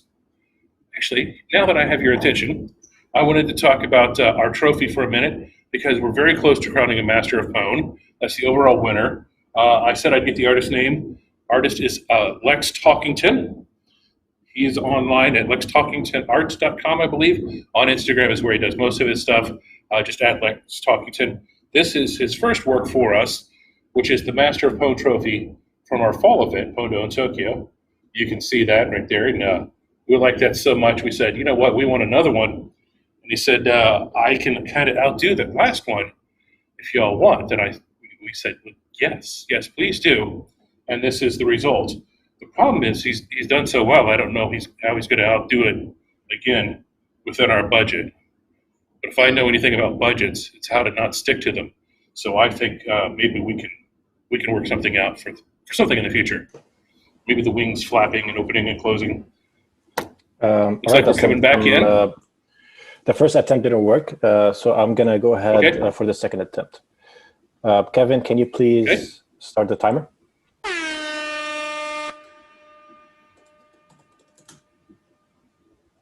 Yep, there you go. Nice.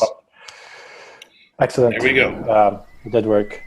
There's only a calc if you want to show that, Kevin, because it basically crashed. Awesome. It basically crashed Parallels. Perfect. Thank you very much. Crashed Parallels, but congratulations. That is definitely a successful demonstration. We got that calc to run on the underlying operating system, even though the code itself was launched within Parallels. So that's a really interesting demonstration. Kind of scary to think of sometimes, where it's like, well, I'm on a VM, whatever, I'll just detonate this malware, boom. What's the worst that could happen? Well, now you know the worst that could happen is you're executing code on the underlying operating system. Now, Dalal, brown cow, the young cow, excuse me, will be headed off to the disclosure room, and they will be talking all of the details about the bug. We've had some other Parallels entries in PWN2OWN this year, so maybe it's a collision, maybe it's unique. We'll see how that goes. Follow us on Twitter and find out. We've got one more quick video from the Hacker Hall of Fame, People have been asking online, it's like, hey, I don't have time to watch it now. Can I go back and watch it later? The answer is yes. These videos are going to be archived on the CanSec West YouTube page. Of course, our live streams will stay on our YouTube page, and we'll have the other interviews on our YouTube page probably next week at some point as well. So if you missed it before, you want to go back and take some notes or show your friend or whatever, that you'll absolutely have the chance to do that. Our next attempt, our final attempt, let me see, it's Windows 10, I remember that much. I have to, see, I was checking out the Instagram for the Lex stuff. You can see some of his stuff as he's putting it on, as he's working on our trophies too. Our final event, our final attempt of PWN2OWN 2021 will be Marcin Wozniacki targeting Windows 10 in the local elevation of privilege category. And when it comes time, I'm not going to pronounce his name any better than either. So sorry, Marcin. I tried. 14:30 Eastern is the time. Join us then. Until then, take care and enjoy the videos.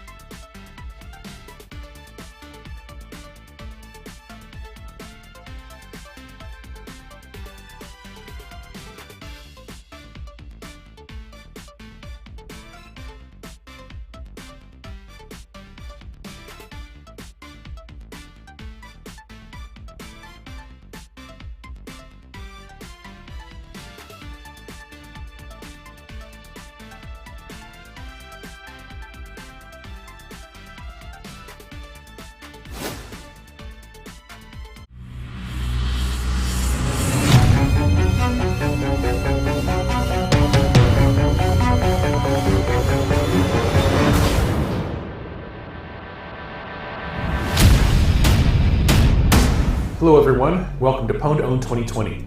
I'm Dustin Childs with the Zero Day Initiative, and today I am coming to you from our Mid-South headquarters, also known as my home office. With the COVID-19 coronavirus affecting so many people and so many different institutions, this year's competition will be held completely virtually. So we have contestants and ZDI researchers all around the world, and they will come together on a video call for each attempt. Everyone participating has already sent in their exploits to us. So when the time comes, the ZDI researcher will run the exploit with the contestant watching online. So for this year's contest, we have 6 different groups set to run 7 different attempts, 4 today and 3 tomorrow. As a special treat, at the end of day 2, ZDI's Lucas Leong will be demonstrating his own exploit against Oracle VirtualBox. So that'll be at the end of day 2, so be sure to stay to tune in for that as well.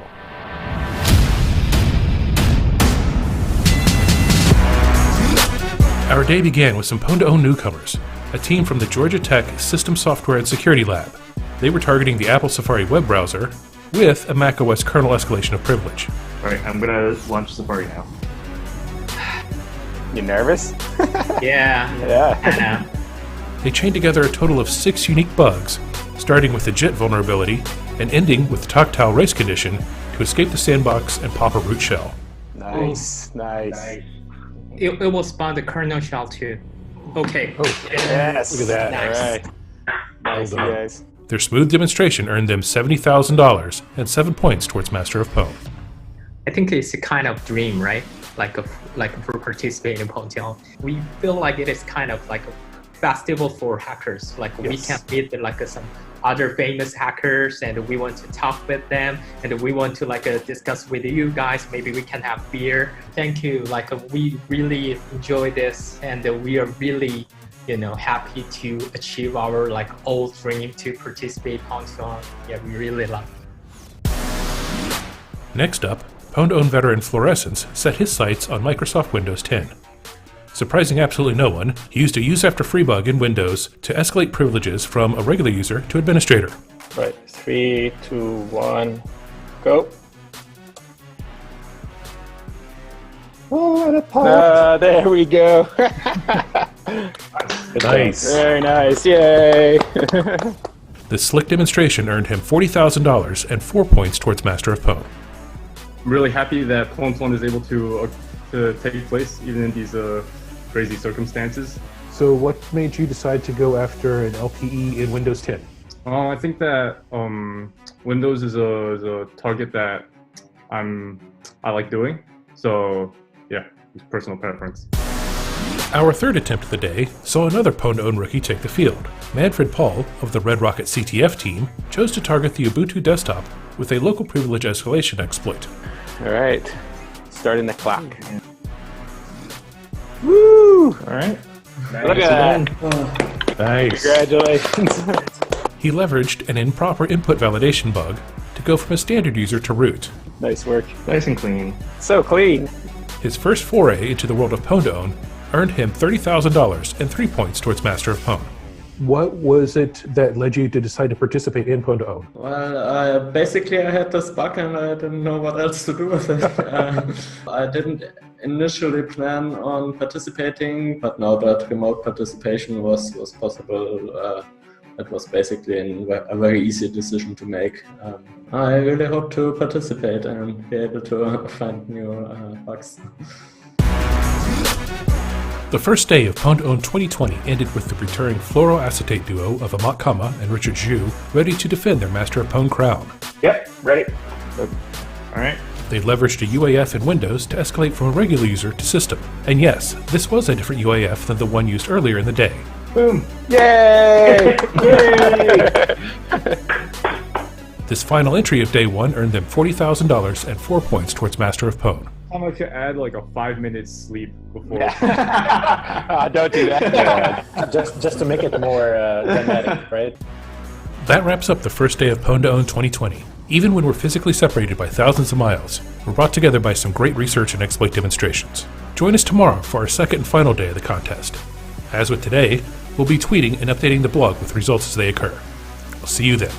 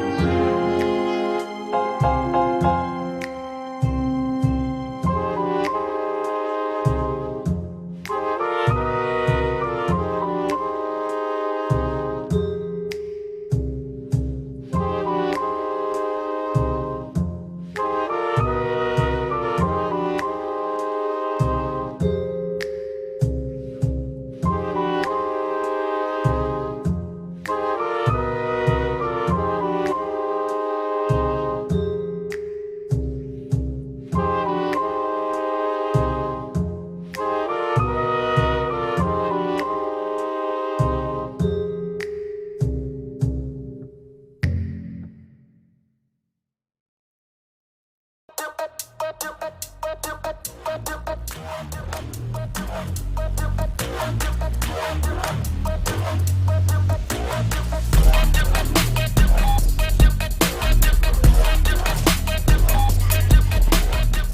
everyone, and welcome back to Day 2 of PWN2OWN 2020. I'm Dustin Childs of the Zero Day Initiative. We have 3 attempts and 1 special demonstration on the schedule today, plus we have to crown a Master of PWN.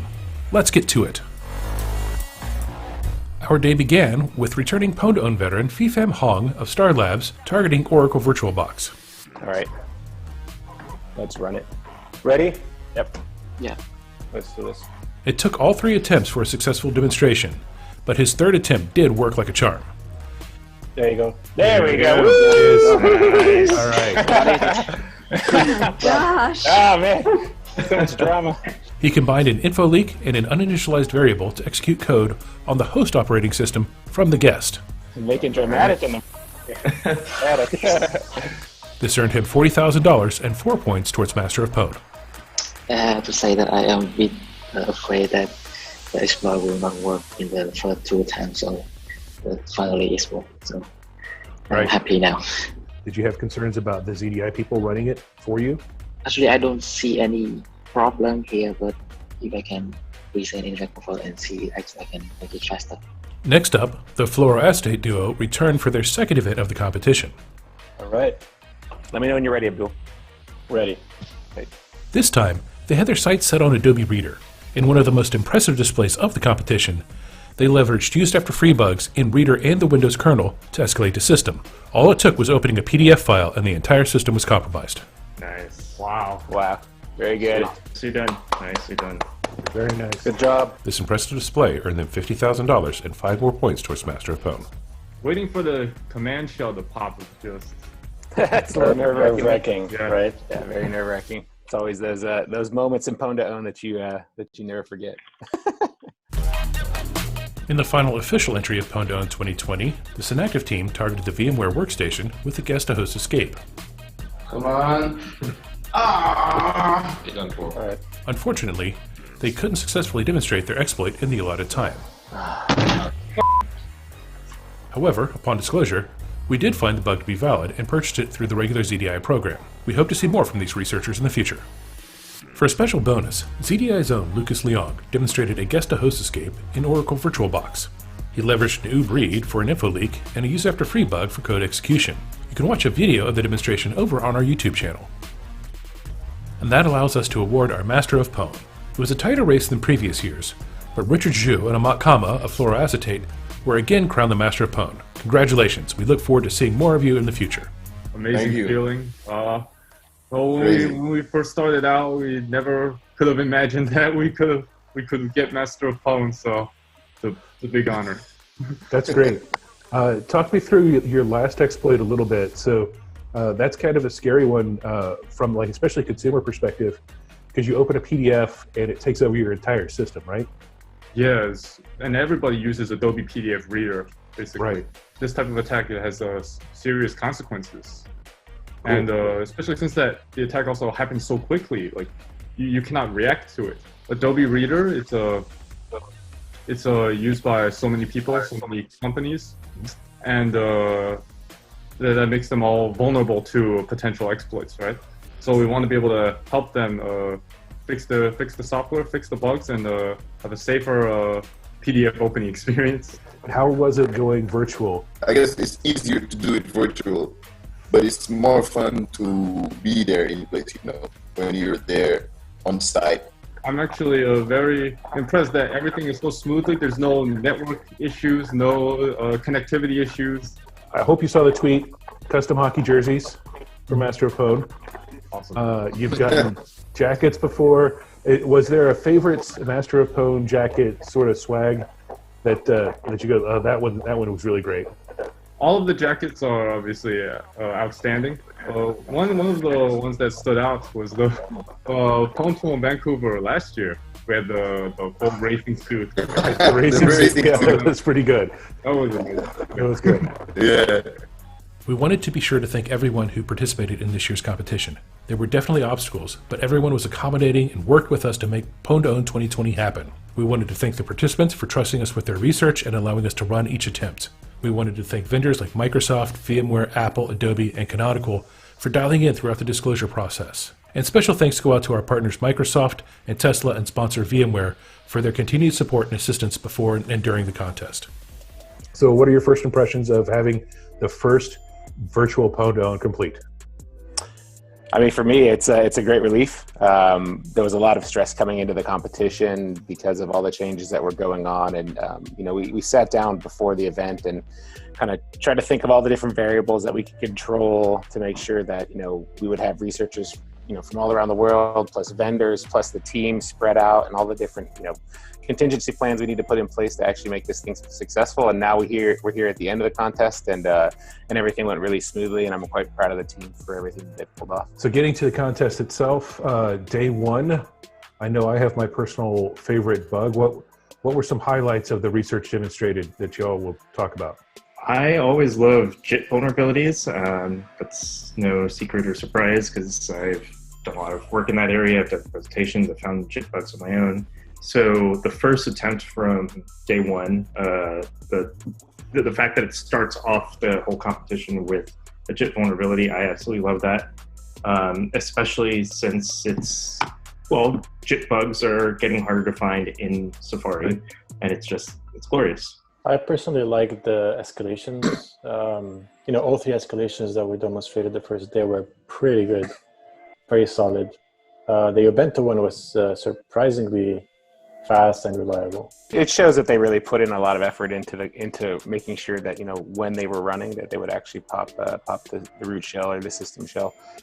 It's something that especially when we have new contestants like Manfred Paul coming into the contest and showing something so unique and so interesting. I think it really brings light. There's a lot of people out there who would like to be involved in this remote aspect. Allows them to do that. Then moving into day two, we started off with a bit of drama. We got it on the third attempt for the Oracle VirtualBox. That was cool. And then again, to me, the highlight of the most realistic, you open a PDF, you get totally owned. That was a great bug. Yeah, that was awesome. And frankly, that's probably one of the best exploits for me specifically from day one and day two. I mean, we haven't been seeing, reader exploits the past couple of years coming through PWN2OWN specifically. So this one was kind of nice to have. Plus, it was super reliable. It's kind of unexpected that bug is there. And the fact that you can go from just a PDF, opening a PDF to kernel level code execution, especially if you were to tie that in with either the VM escapes, that becomes even more impactful. Okay, so thinking ahead, are we going to stay all virtual, or are we going to end up back in Vancouver next year? Predictions. I mean, my prediction is I hope that we are back in Vancouver next year, that we're past all this stuff. But I think we're going to look at virtual as something that we're going to try to continue to do. I mean, it opens up the playing field a little bit. It allows us to get people who aren't willing to travel or who are unable to travel for visa reasons. So this has really allowed us to kind of test those out and figure out what's going on. I miss being in Vancouver this week, so hopefully we can be back there next year. For me, I'm just happy that it's over and everything went really, really well. So a lot of stress going on with all the changes, so it's good that it went well. That brings PWN2OWN 2020 to a close. It's been a great contest. We hope to see you this fall as PWN2OWN returns to Tokyo. See you then.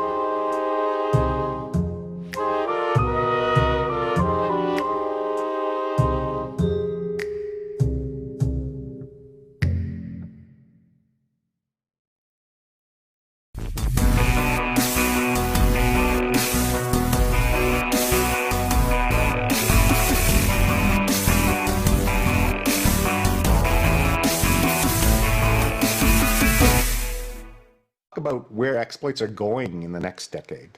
What are the topics that you think that we're going to be seeing a lot of more in the next little while? I'll throw out one because we were talking about with Ilya before. I think we're going to still see a lot of deserialization bugs in the future, and I think there's a lot of hardware analysis. So with that, what do you guys think? I think that with maybe also because of the proliferation of exploit mitigations and that progress, probably we are going to see more and more hardware level, low level bugs, like the one we discussed, that somehow bypass these mitigations. And also logic bugs, they're going to be around for, I think, for the next decade, definitely, and probably forever, because they have some sort of like built-in resistance to anti-memory corruption mitigations, in my opinion. So I think that's where we're going. I mean, probably the mitigations will get better and better, as they did in the past like 10 years and more, but also technology is getting much more complex. As Chris said, now we have Kubernetes and all these microservices paradigm, all this stuff, and more complexity means more bugs, especially logic bugs. Yeah, for sure. I mean, it seems like browser bugs and exploits are here to stay, right? Given the, proliferation of browsers running everything and you having accessibility to just-in-time compilers, like Chris, haven't you seen you can run your browser in the cloud now? So does it pop the cloud instead of my computer? That like, there's a company called S2 Systems that was bought by Cloudflare recently, which basically what they do is they shim the SCIA layer in Chrome, so you actually run Chrome in like your own virtual machine somewhere in the cloud, and then it's being sent to you back via RDP or something. Nice, total privacy. Yeah, but what's the odds of like that running in mass, right? Like I assume most people are still buying a laptop and using the browser. Okay. Yeah, but I mean, like when you have like JavaScript and everything available to you in the DOM, like just your ability to control things is they could put mitigations till they get blue in the face.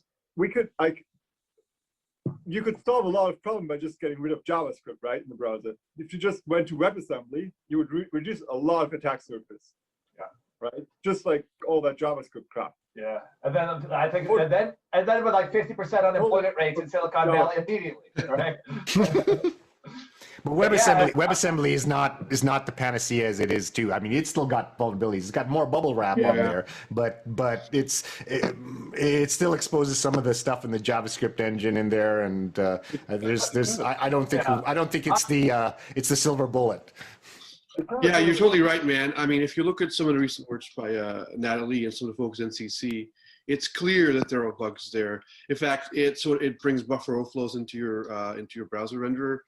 In terms of not exploiting the browser, but exploiting, a particular, executing something in a particular domain.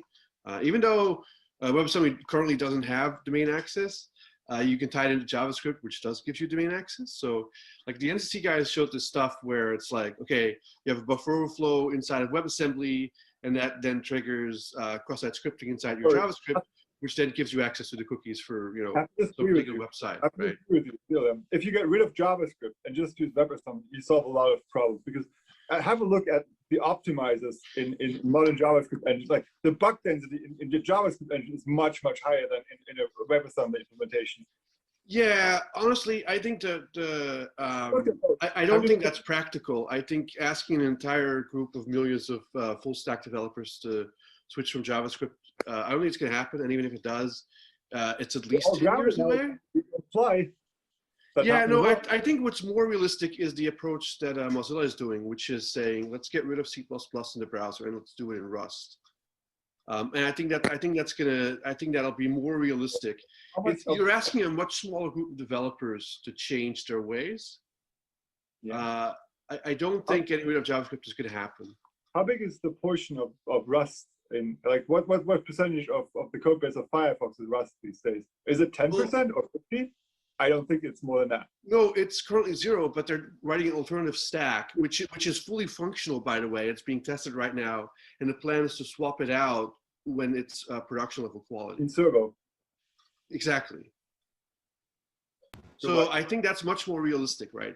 I think asking millions of developers to switch all of their development overnight, that's never going to happen. It would solve other problems as well. Yeah, but that's like saying, well, if everybody changes their ways and nobody writes C code, then we wouldn't have buffer overflows. That's right, but millions of people aren't going to do that, right? Have a look at MakePad, makepad.nl. That's written in Rust and compiled to WebAssembly plus WebGL. It's a Rust editor in the browser, or you run it in the VR. Yeah, I think, but everyone agrees here that browser bugs are going to be around for the foreseeable future, right? Oh yeah, I mean, I think there's a lot of ideas of how to, make it harder to exploit them, but I think everyone can agree on that.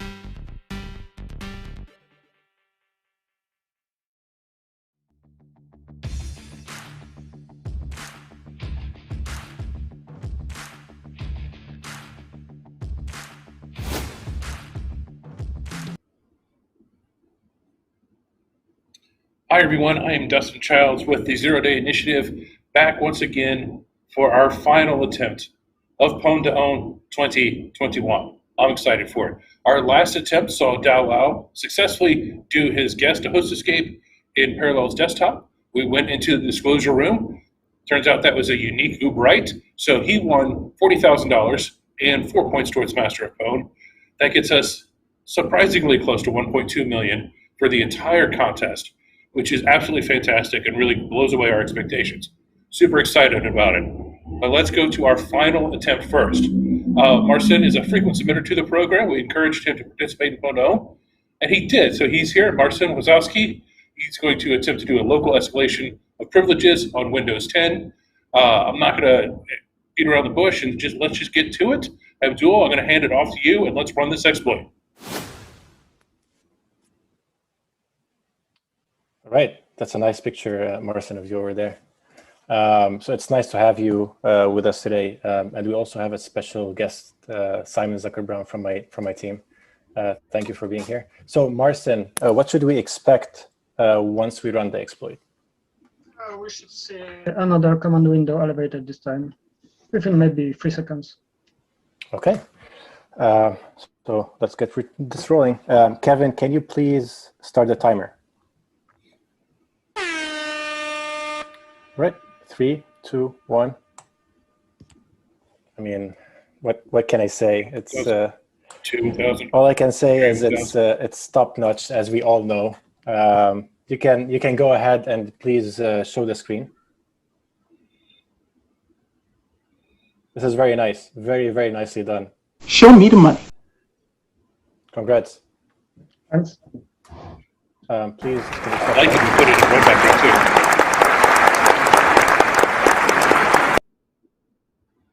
That's outstanding, and that's real quick. Very reliable. It looks very reliable. At least it worked in seconds the first time. He was accurate. Said it should take about 3 seconds. It took maybe 2.5. I'll take it. So that's it. That wraps up PWN2OWN 2021. Marcin is going to go off into the disclosure room, talk about the details of that bug. It was great that Simon was there for that too. Simon works a lot of Marcin's cases, so getting them a little FaceTime, always great. Folks, it's been an amazing week.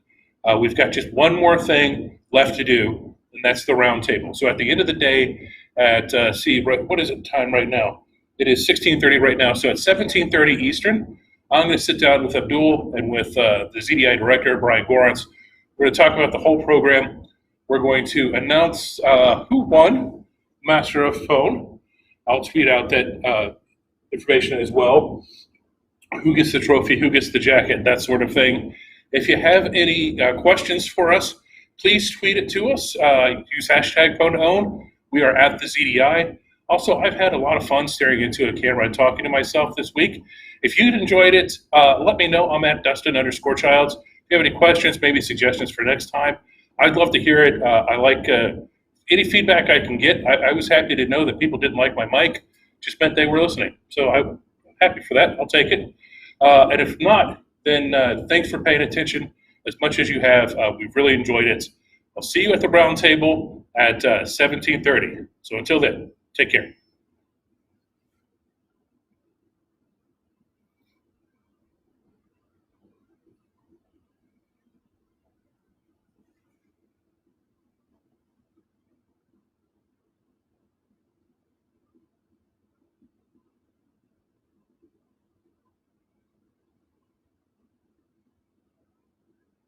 I'll just stay on camera for a little bit longer too. That's cool.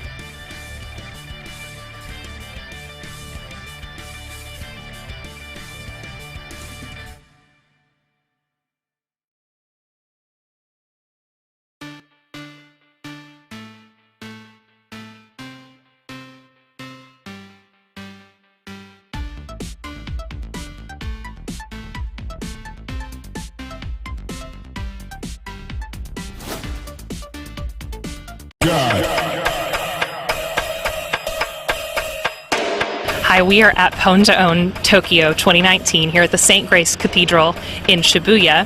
We are hacking IoT things, we are hacking mobile things. You might be wondering what it looks like inside. Let's go. And here we go. This is where the magic happens. Show me what you got. Back that up, back that up. All of our attempts take place up here. We have an RF enclosure so that anything we do doesn't interfere with anyone else, and what they are doing in there can't be interfered with.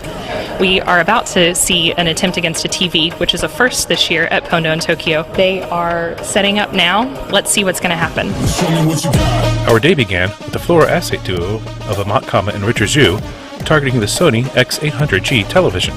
This was the first attempt against a television in PWN history, but it took no time for the PWN veterans to get a bind shell due to a JavaScript out-of-bounds read in the embedded web browser. Their first successful exploit of the contest earned them $15,000 and 2 points towards Master of Pwn. Next up, PWN newcomers Pedro Ribeiro and Radek Domański of Team Flashback targeted the LAN interface of the Netgear NetHawk Smart Wi-Fi router. The router category is also new for us in this year's event, and several entrants decided to test their skills against the ubiquitous devices. Pedro and Radek had no problems leading the way by using a stack-based buffer overflow to get a shell on the router. Their first foray into the PWN world earned them $5,000 and half a Master of Pwn point. In a day full of first, the fluoroacetate duo returned for our first attempt ever in the home automation category. They chose the Amazon Echo Show 5 for their target, and with the device in an RF enclosure to ensure no outside interference, they used an integer overflow in JavaScript to compromise the unit and take control.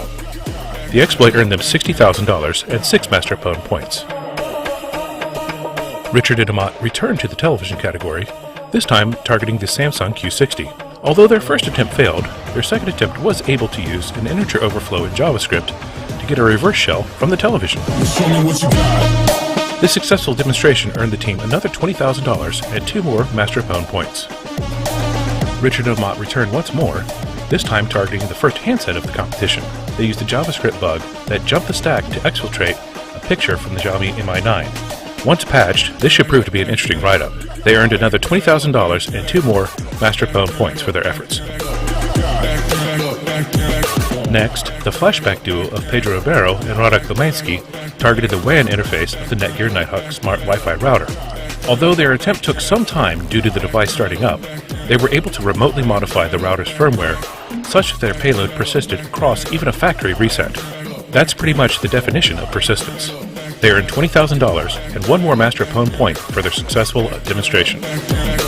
In their final attempt of the day, Pedro and Radek targeted the LAN interface of the TP-Link AC1750 Smart Wi-Fi router. They used a total of 3 different bugs, starting with the command injection vulnerability, to get their code executed on the target. They earned themselves another $5,000 and half a Master of Pwn point. That brings their total winnings for their first day of their first PWN ever to $30,000. Not a bad first day. The team from F-Secure Labs, Mark Barnes, Toby Drew, Max von Amerigan, and James Lerero, were up next, also targeting the TP-Link AC1750. Although they had a successful demonstration, complete with synchronized lights on the router, the exploit used some of the same bugs as the previous contestant. It still qualified as a partial win, but no Master of Pwn points were awarded. It was still a great demonstration, especially the Vegas lights on the router. In their final attempt for day 1, Richard and Amat returned to target the Samsung Galaxy X10 versus the NFC component. They used a bug in JavaScript JIT, followed by a UAF to escape the sandbox and grab a picture off the phone. All it took was a tap. Their final entry for day 1 earned them $30,000 and 3 Master of Pwn points.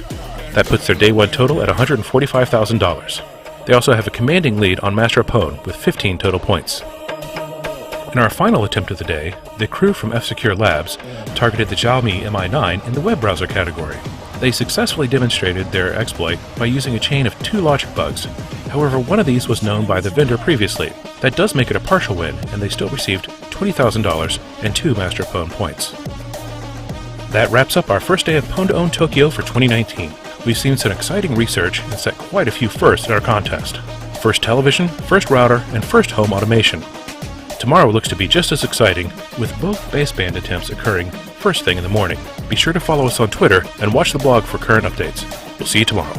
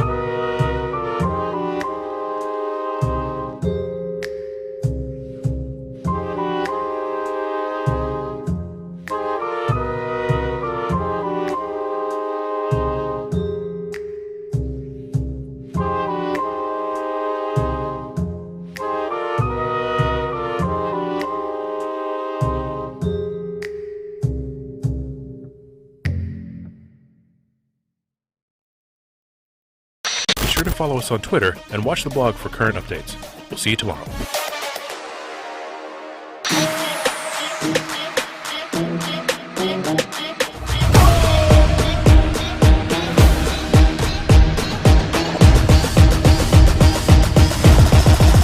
Got the money in the bank.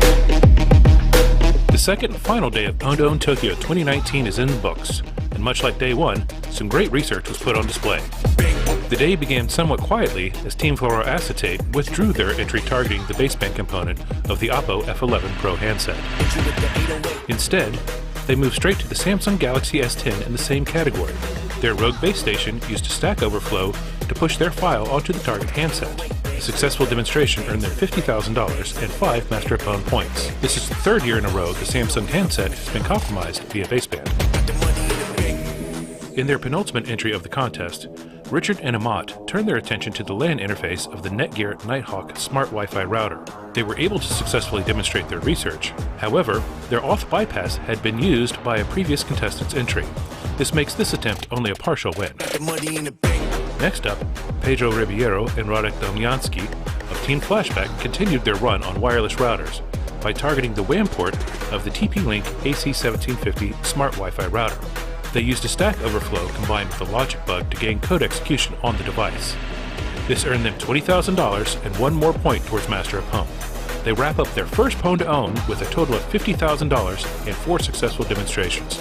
We certainly hope this is just the beginning of a long and prosperous PWN2OWN career. The team from F-Secure Labs, which includes Mark Barnes, Toby Drew, Max Van Emerangen, and James Luderiero, began their second day of the competition, also by targeting the WAN interface of the TP-Link AC1750 Smart Wi-Fi router. They combined a command ejection bug along with some insecure defaults to gain code execution on the device. They also put their LED light skills on display by having the front of the router play the Snake game for us. Style points aside, this successful demonstration earned them $20,000 and 1 more Master of PWN points. In their final entry for the contest, the F-Secure Labs team targeted the Xiaomi Mi 9 handset via the NFC component. In order to exfiltrate the photo from the phone, they tapped it to their specially crafted NFC tag. That triggered a cross-site scripting bug in the NFC component and sent a picture to a different phone that they controlled. This effort earned them $30,000 and 3 Master of PWN points. That brings their contest total to $70,000 and puts them in second place in the Master of PWN standings. The final entry of the contest put the fluoroacetate duo targeting the web browser of the Samsung Galaxy S10. They employed an integer overflow along with a UAF for the sandbox escape to exfiltrate a picture off the phone. While their demonstration was successful, it turns out a part of their bug chain had been used by a previous contestant. Still, it was great to see the contest come to a close without any failed entries. That brings our contest to a close, and with $195,000 and 18.5 points, the fluoroacetate duo of Richard Zhu and Amat Kama retained their title of Master of PWN, their third in a row. They also picked up some more fancy garments to add to their wardrobe, as the Master of PWN jackets fit perfectly. Overall, we awarded more than $315,000 over the 2-day contest, while purchasing 18 different bugs in the various products. On-site vendors have received the details of these bugs and now have 90 days to produce security patches to address the bugs we've reported. That wraps up PWN2OWN Tokyo for 2019. It's been a great couple of days and we've seen some amazing research. Follow us on Twitter and we look forward to seeing you at our next PWN2OWN contest, which takes place in sunny Miami Beach, Florida. Our focus shifts away from consumer electronics to industrial control systems. We hope to see you there.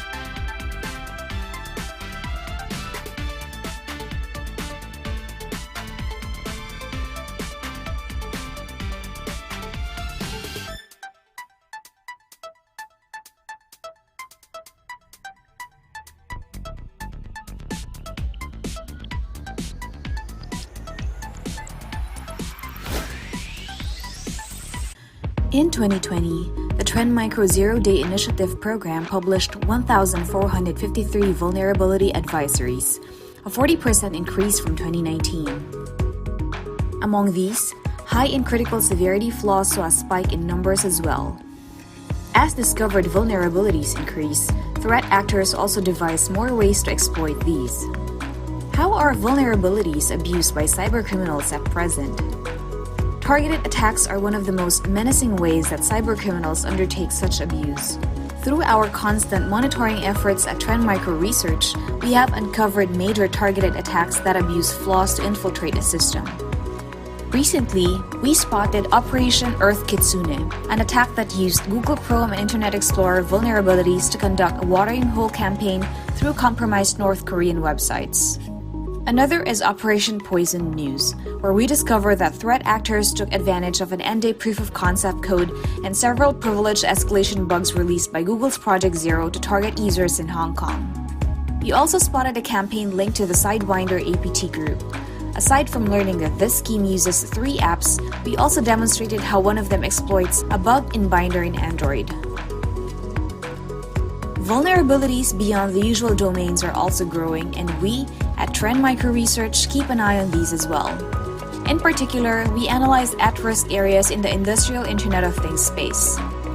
In one of our papers, we explored several attack vectors that could be used by threat actors to launch unconventional attacks on smart manufacturing systems. In a separate research, we deployed an elaborate honeypot to observe attacks that can affect unsecured manufacturing environments. We also identified exploitable flaws in widely used industrial automation machines and showed how an attacker can control the movements of a robot by altering its automation script. Additionally, we demonstrated how the IoT protocols MQTT and CoAP are affected by design and implementation vulnerabilities that allow attackers to disrupt systems that use these protocols. For cloud security, we analyzed weak points in serverless architectures to discover possible compromise and attack scenarios in these environments. Indeed, cybercriminals remain persistent in abusing every exploitable weakness. Together with our ZDI program, we continue our efforts to protect systems from nefarious schemes. To learn more about our research, visit the official website of Trend Micro Research.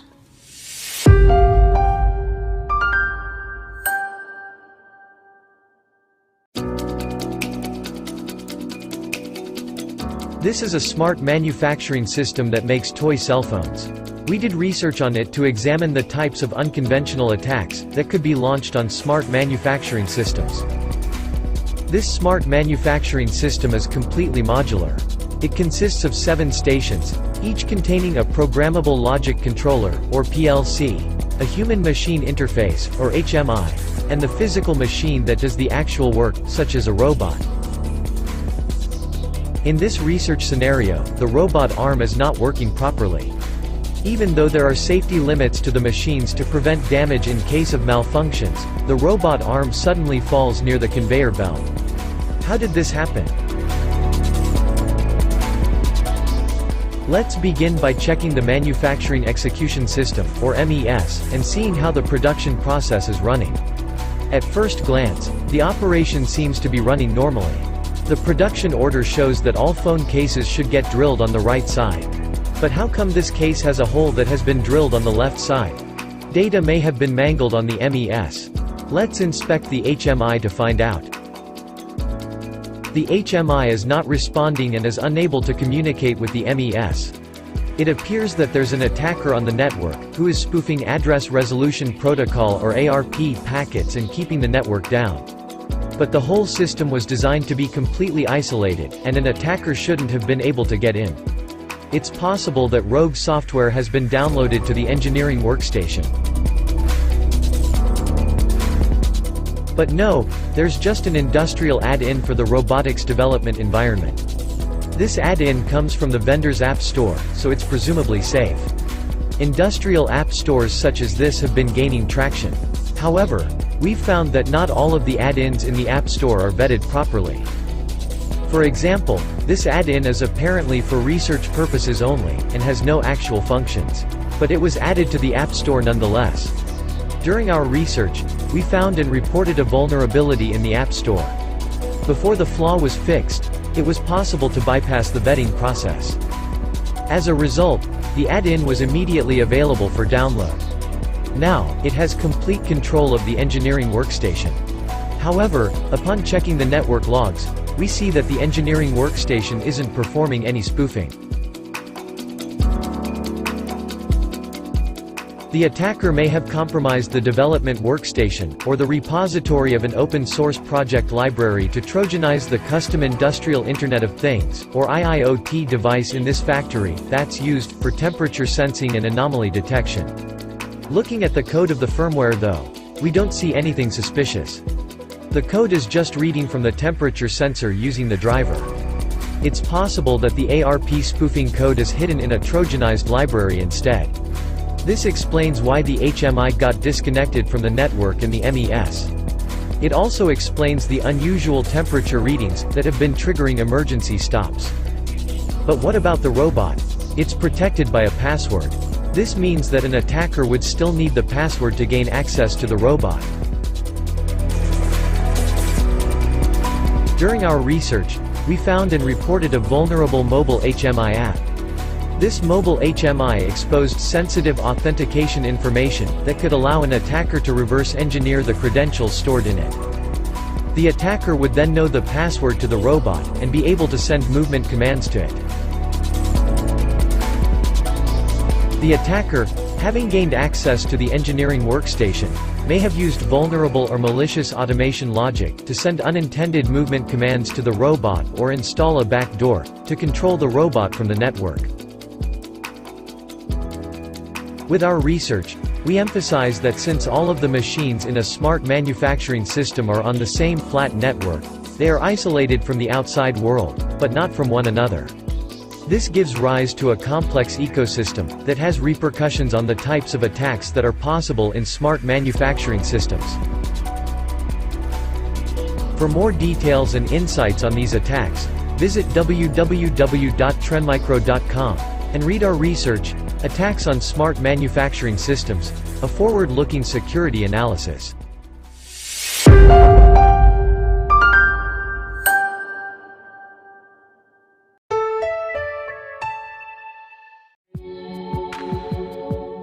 What if a perfectly patched industrial machine can still harbor unknown vulnerabilities where no one is looking?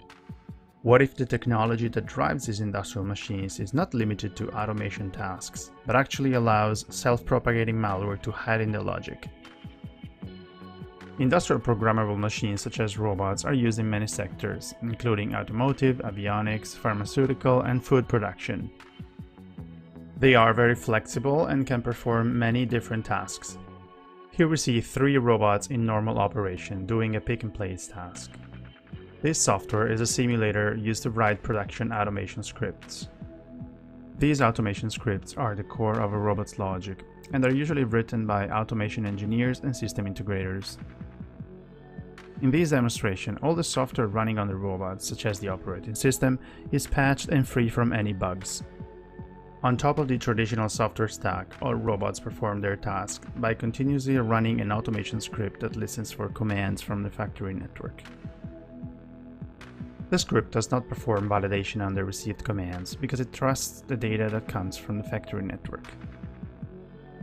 We found cases similar to this script on public code repositories, and of course we reported them. Also, based on the conversations within the most active online communities for automation engineers, it seems that they are not very concerned about the potential security risks in the automation scripts they write. Fortunately, only the first robot on the left is within the reach of a potential attacker on the network. The others are connected only to the first one via a local-only isolated network. Short of vulnerabilities in the regular software stack, the attacker in our demonstration tries to exploit the lack of data validation in the automation script. Now, the first robot is no longer running the original automation script. It's running a modified version that the attacker has uploaded by exploiting the lack of validation.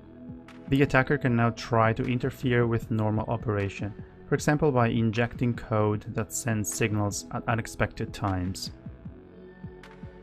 The attacker may also be a bit more creative and make the compromised robot dance.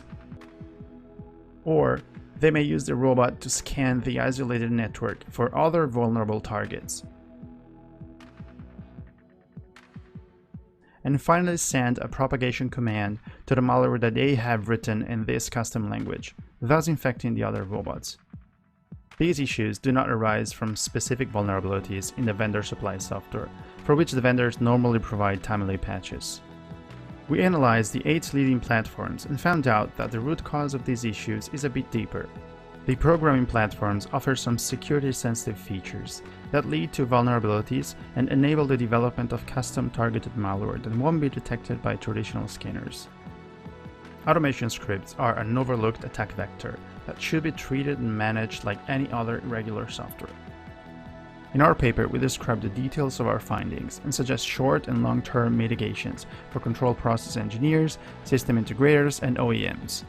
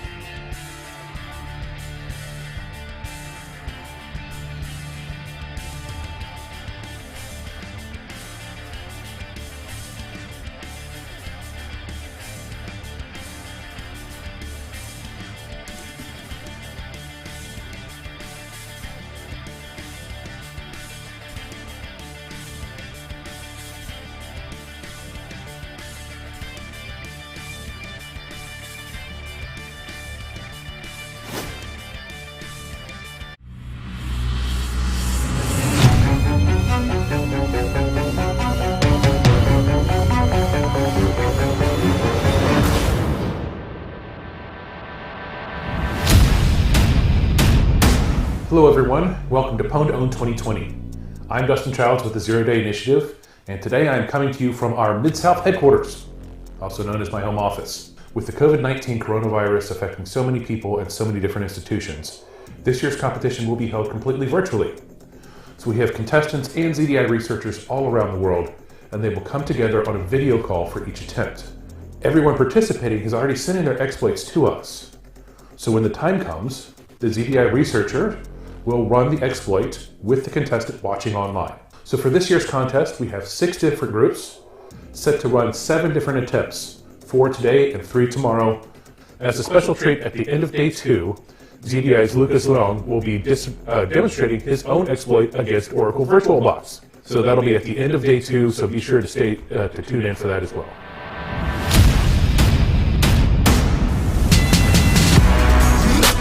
Our day began with some PWN2OWN newcomers, a team from the Georgia Tech System Software and Security Lab. They were targeting the Apple Safari web browser with a macOS kernel escalation of privilege. Alright, I'm gonna launch Safari now. You nervous? Yeah. Yeah. They chained together a total of 6 unique bugs, starting with the JIT vulnerability and ending with the Tactile race condition to escape the sandbox and pop a root shell. Nice. It will spawn the kernel shell too. Okay. Oh, yes. Look at that. Nice. All right. Nice, you guys. Their smooth demonstration earned them $70,000 and 7 points towards Master of PWN. I think it's a kind of dream, right? Like for participating in PWN2OWN. We feel like it is kind of like a festival for hackers. Like we can meet like some other famous hackers, and we want to talk with them, and we want to like discuss with you guys. Maybe we can have beer. Thank you. Like we really enjoy this, and we are really, happy to achieve our like old dream to participate in PWN2OWN. Yeah, we really love it. Next up, PWN2OWN veteran Fluorescence set his sights on Microsoft Windows 10. Surprising absolutely no one, he used a use after free bug in Windows to escalate privileges from a regular user to administrator. Right, 3, 2, 1, go. Oh, what a pop! There we go. Nice. Very nice, yay! This slick demonstration earned him $40,000 and 4 points towards Master of Pwn. I'm really happy that PWN2OWN is able to take place even in these crazy circumstances. So what made you decide to go after an LTE in Windows 10? I think that Windows is a target that I like doing. So yeah, it's personal preference. Our third attempt of the day saw another PWN2OWN rookie take the field. Manfred Paul of the Red Rocket CTF team chose to target the Ubuntu desktop with a local privilege escalation exploit. All right, starting the clock. Woo! All right. Nice. Look at that. Nice. Congratulations. He leveraged an improper input validation bug to go from a standard user to root. Nice work. Nice and clean. So clean. His first foray into the world of PWN2OWN earned him $30,000 and 3 points towards Master of Pwn. What was it that led you to decide to participate in PWN2OWN? Well, basically I had this bug and I didn't know what else to do with it. I didn't initially plan on participating, but now that remote participation was possible, it was basically a very easy decision to make. I really hope to participate and be able to find new bugs. The first day of PWN2OWN 2020 ended with the returning fluoroacetate duo of Amat Kama and Richard Zhu ready to defend their Master of Pwn crown. Yep, ready. All right. They leveraged a UAF in Windows to escalate from a regular user to system. And yes, this was a different UAF than the one used earlier in the day. Boom. Yay! Yay! This final entry of day one earned them $40,000 and 4 points towards Master of Pwn. I'm going to add like a 5-minute sleep before. Don't do that. Just to make it more dramatic, right? That wraps up the first day of PWN2OWN 2020. Even when we're physically separated by thousands of miles, we're brought together by some great research and exploit demonstrations. Join us tomorrow for our second and final day of the contest. As with today, we'll be tweeting and updating the blog with results as they occur. I'll see you then.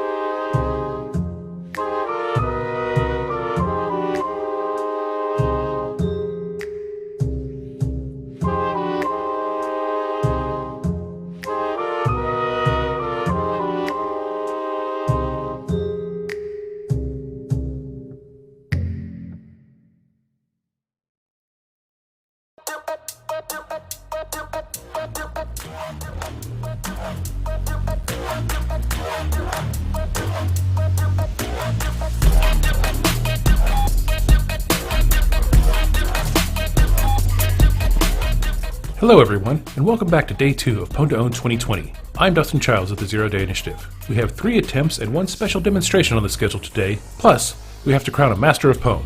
Let's get to it. Our day began with returning PWN2OWN veteran Fifam Hong of Star Labs targeting Oracle VirtualBox. Alright. Let's run it. Ready? Yep. Yeah. Let's do this. It took all 3 attempts for a successful demonstration, but his 3rd attempt did work like a charm. There you go. There we go. Nice. All right. Gosh. Oh man, so much drama. He combined an info leak and an uninitialized variable to execute code on the host operating system from the guest. Making dramatic in the.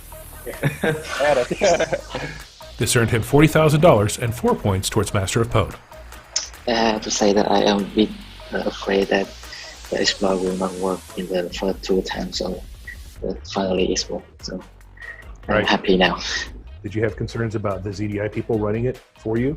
Actually, I don't see any problem here, but if I can reset in profile and see it, I can make it faster.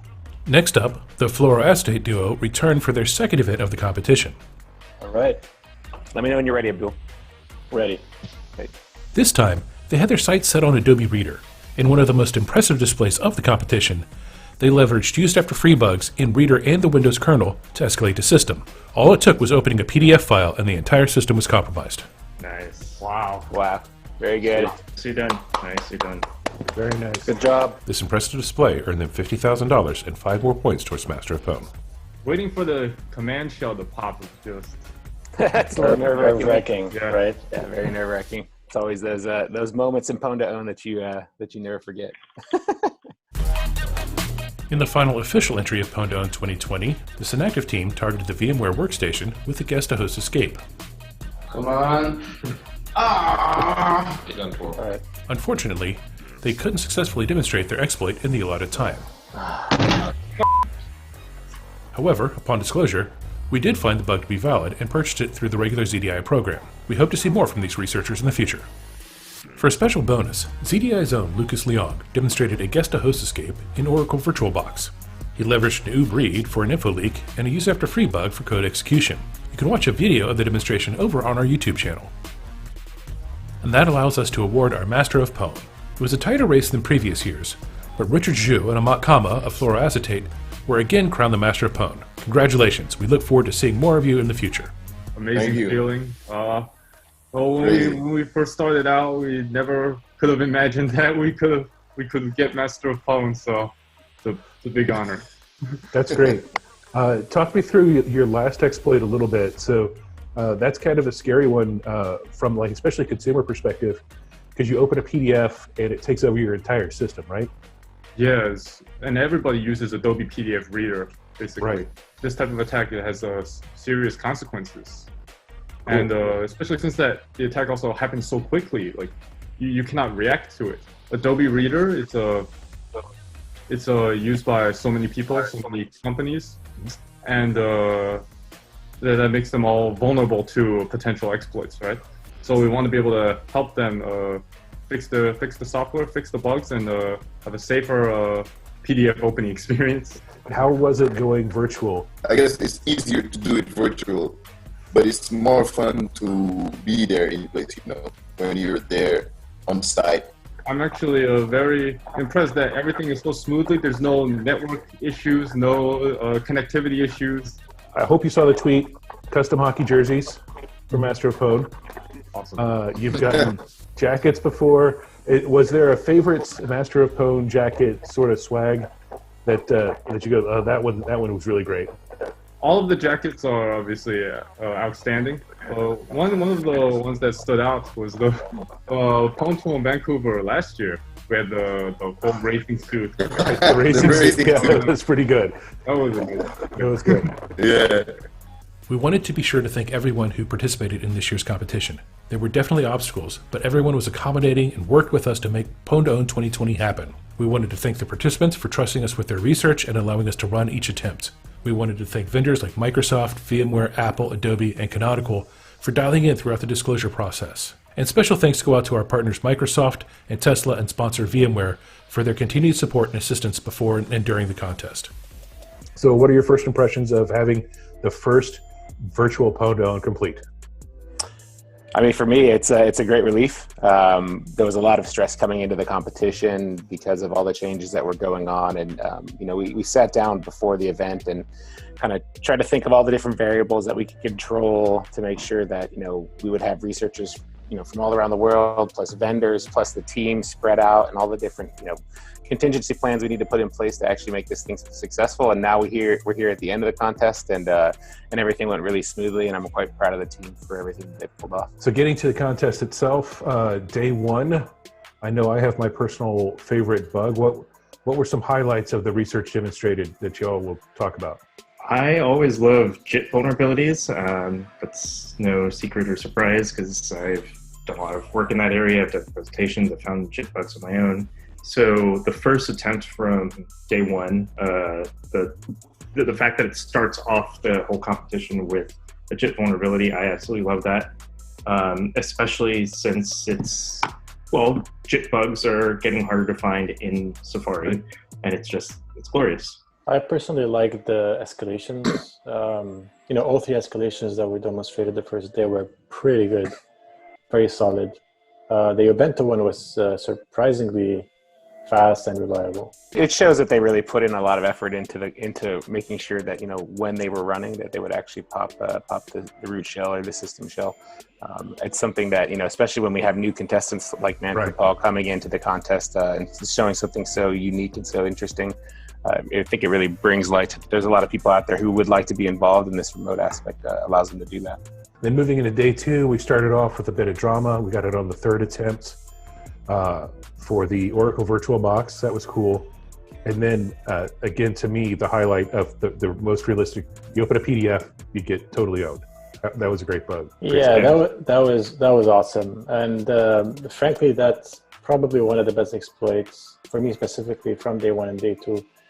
I mean, we haven't been seeing, reader exploits the past couple of years coming through PWN2OWN specifically. So this one was kind of nice to have. Plus, it was super reliable. It's kind of unexpected that bug is there. And the fact that you can go from just a PDF, opening a PDF to kernel level code execution, especially if you were to tie that in with either the VM escapes, that becomes even more impactful. Okay, so thinking ahead, are we going to stay all virtual, or are we going to end up back in Vancouver next year? Predictions. I mean, my prediction is I hope that we are back in Vancouver next year, that we're past all this stuff. But I think we're going to look at virtual as something that we're going to try to continue to do. I mean, it opens up the playing field a little bit. It allows us to get people who aren't willing to travel or who are unable to travel for visa reasons. This has really allowed us to kind of test those out and figure out what's going on. I miss being in Vancouver this week, so hopefully we can be back there next year. For me, I'm just happy that it's over and everything went really, really well. So, a lot of stress going on with all the changes, so it's good that it went well. That brings PWN2OWN 2020 to a close. It's been a great contest. We hope to see you this fall as PWN2OWN returns to Tokyo. See you then.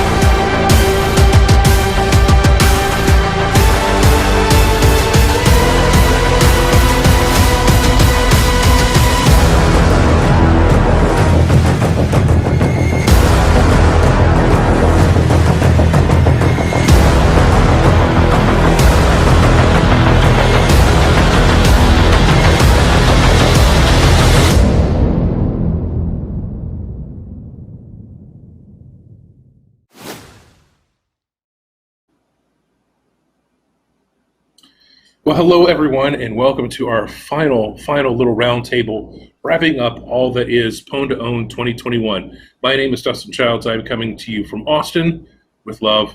And joining me today is Brian Gorence, who's the director of ZDI, and Abdul Aziz Hariri, who is our senior manager. Abdul, Brian, how are you guys doing today? Doing great over here. Been a long day. Doing fantastic. It's over. It is. It has been a long day, and we'll start with the total number. So through the 3-day contest, we bought 23 unique 0 days, which was nice because we had 23 entries, so it works out for an entry.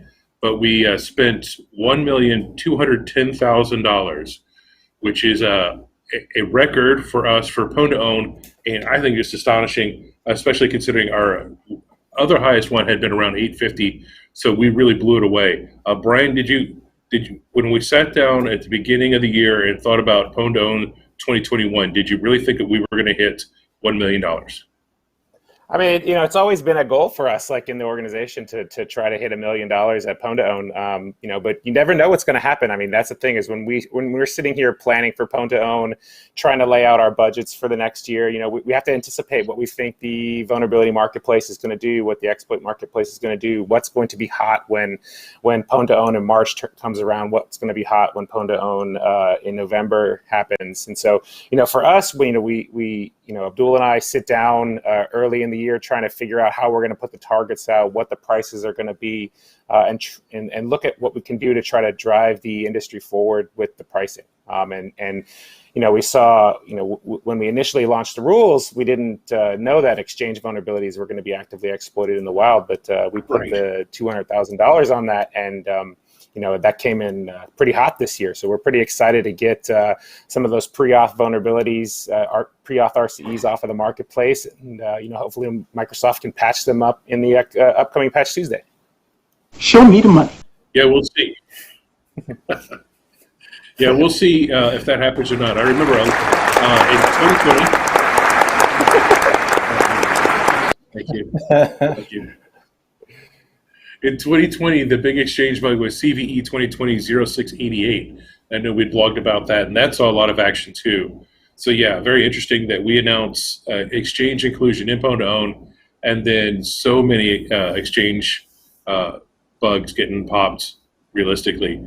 Abdul, that was obviously one of the big bugs that came out of this contest. The other two were the Microsoft Teams bug and, of course, the Zoom bug. When you sat down with Brian writing the rules, did you think you would get 3 bugs of that level? Absolutely not. So usually at Pwn2Own, when we introduce a new target or a new category, we kind of know, we don't really expect much from the first year. It's like planting the seeds for the following years. And basically, it was very surprising to have all 3 in the same event. It was great to see, you know, Zoom, Teams, and Exchange, the 3 of them being targeted in the same event. Yeah, it's one of those things too. Brian and I were talking last night, already laying the seeds for Pwn2Own 2022 about how we could expand the enterprise communications category and what else we could add in there. I think that's definitely an interesting and fertile ground. There haven't been a lot of deep research in that area yet. Abdul, did you see anything else in this contest that you thought was surprising? You know, one of the highlights is actually having Alyssa targeting virtualization. That was actually something really nice to see. The first female participating in Pwn2Own history, which is awesome. From a targets perspective, it's the 3 that basically definitely, but you know, stand up, Exchange, Zoom, and Teams. It was quite interesting this year to see that much kernel local elevation of privilege exploits being, you know, demonstrated at Pwn2Own. We've had 4 Linux EOPs, 5 Windows EOPs, regardless of whether some of them were partials or not, but it was definitely interesting to see. Right. Well, Yeah, no, that was I pretty think, to interesting. add into Considering, there, if I can, Dustin, real fast, I think what's interesting about the local elevation of privileges is, for the longest time in Pwn2Own, we had, it was a browser focused contest. And so, we'd want to see browser exploits come in with, a sandbox escape or some sort of kernel privilege escalation to break out of the sandbox. And we were doing a lot of discussion internally of how can we get more participation in the contest? How can we get more people involved who maybe not be specialists in browser exploitation? And so, several years ago, we made that change to the contest to have local privilege escalations as kind of their own category. And we've really seen that blossom over the last several years with a lot more people participating. Some of the people who are participating now are active submitters into the program. And so not only do we get to see their bugs throughout the year, but then we get to see how they get really good at exploitation as well, and come out and participate in the Pwn2Own contest. And it really is, helped, I think, spread the number of researchers that can participate in the contest, and allows us to, have more impact on the industry throughout the years.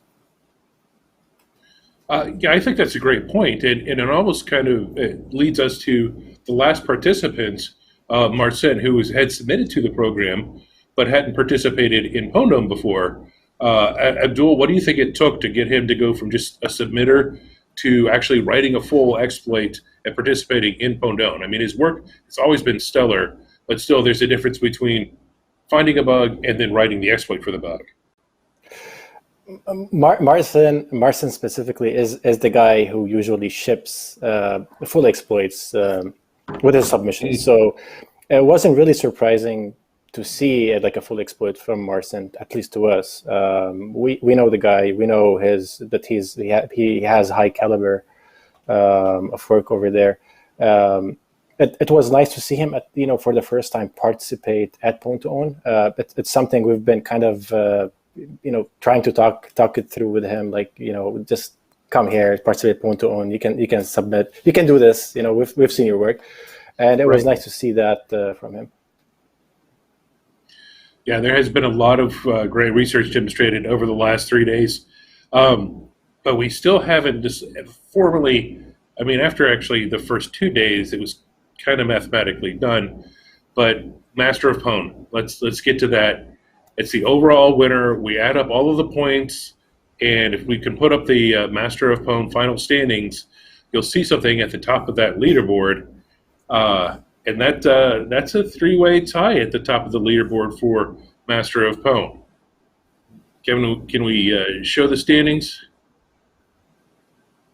We actually had quite a few ties when it came to Master of Pwn. I think there were 6 researchers.